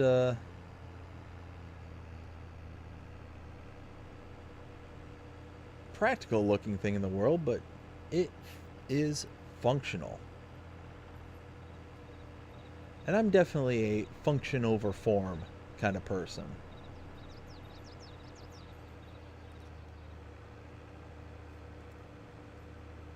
But now at least this way we can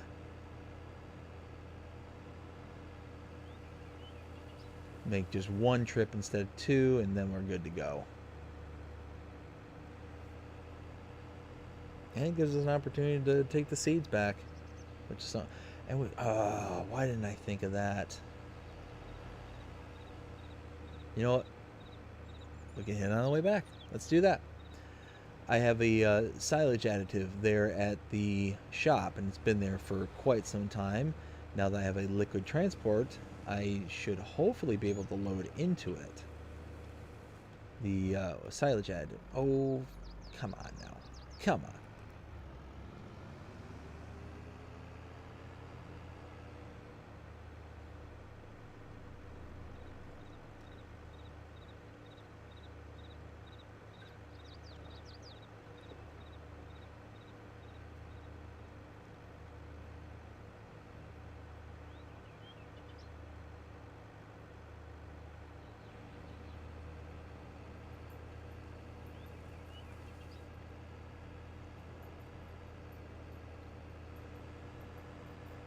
Okay, we're just about to the farm. Be able to get all the product this time, not just a portion. I do have to change that orientation around because I need the auto load to be on the other side.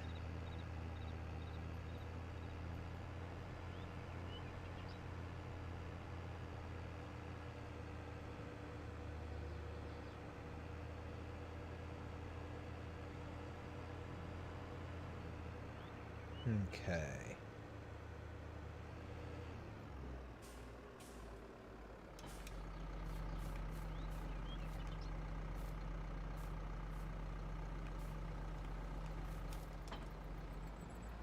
There we go.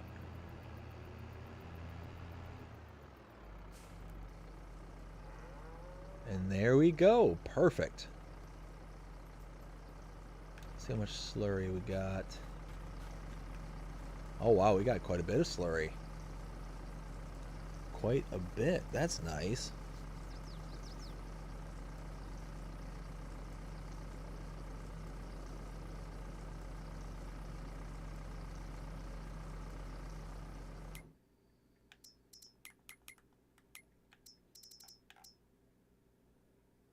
Oh wow.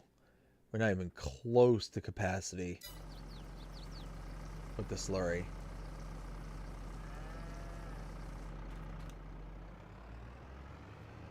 Alright, let's go drop off the seeds real quick, because that's over here. Yeah, right here is where seeds go.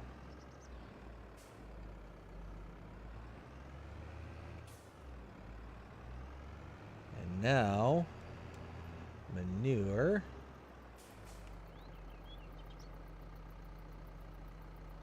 So 84,000 liters of slurry. We're going to have like almost 60,000 liters of manure, like 50 some and change.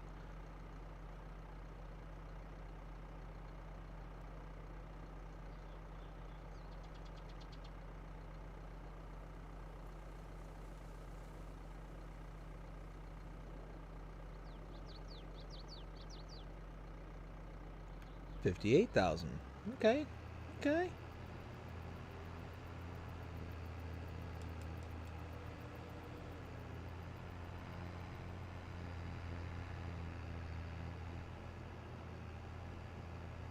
And now we're heading back to the biogas plant. Hopefully no more issues to pop up. I hope, I hope, I hope.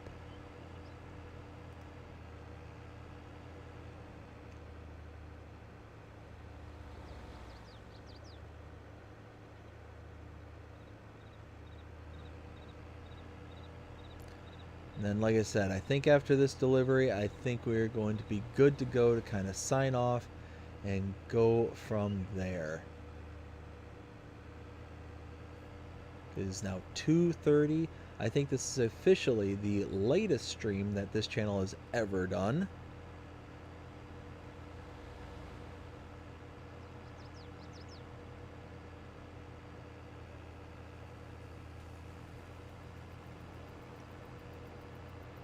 Let there be light.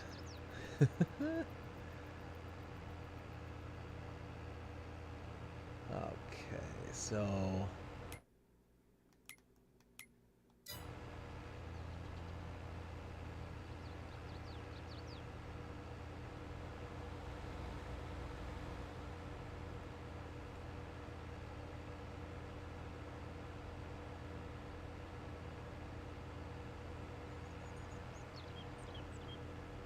get ready to pull up to the biogas plant and we'll be good to go.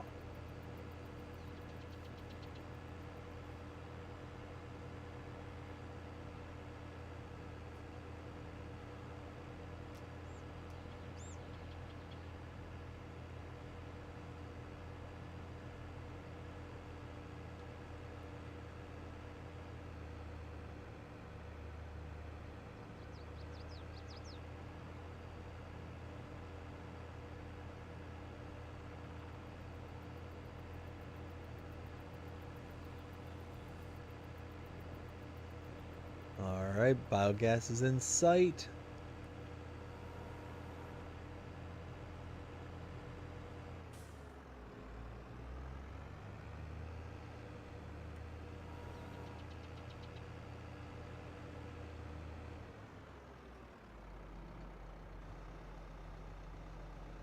There we go. Drop this off. And manure's going in. Nice. That's going to produce more methane, more digestate, more energy. Perfect, perfect. Same thing with the slurry. So we're going to have, what, 4 out of the 5 processes running at this one facility. We just don't have any sugar beets that are cut. So, yeah. Not too shabby. And this amount will keep it running for a little while, too.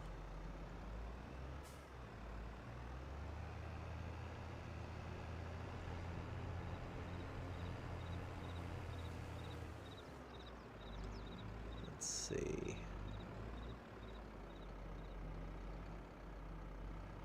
I thought...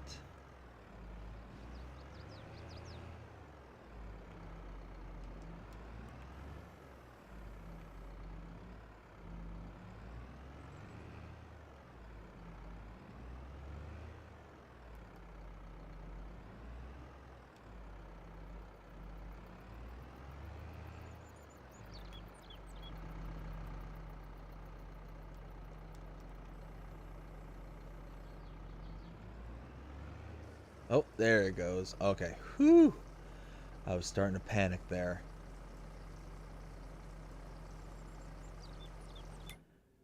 And check it out. We are producing. Nice.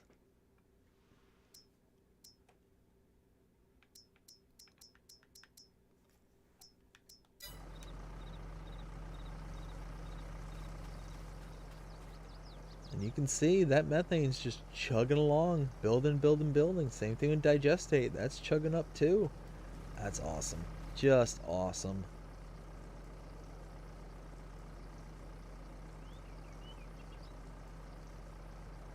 We'll pack this in there and then we'll be good to go. But yeah, I mean, we got a lot accomplished today. We got a lot of stuff kind of checked off the list there. So I am pretty happy indeed. But I hope you enjoyed this live stream. Post episode 14, stream number 2 for the day and going on into the next day. But I hope you enjoyed it. If you did, please show them by liking, sharing, subscribing, following, commenting, doing all the things the algorithms enjoy you doing. That shows you're engaged with this channel and enjoying the content. And that being said, I hope you have a fantastic day, evening, night, wherever you are in the world. Take care.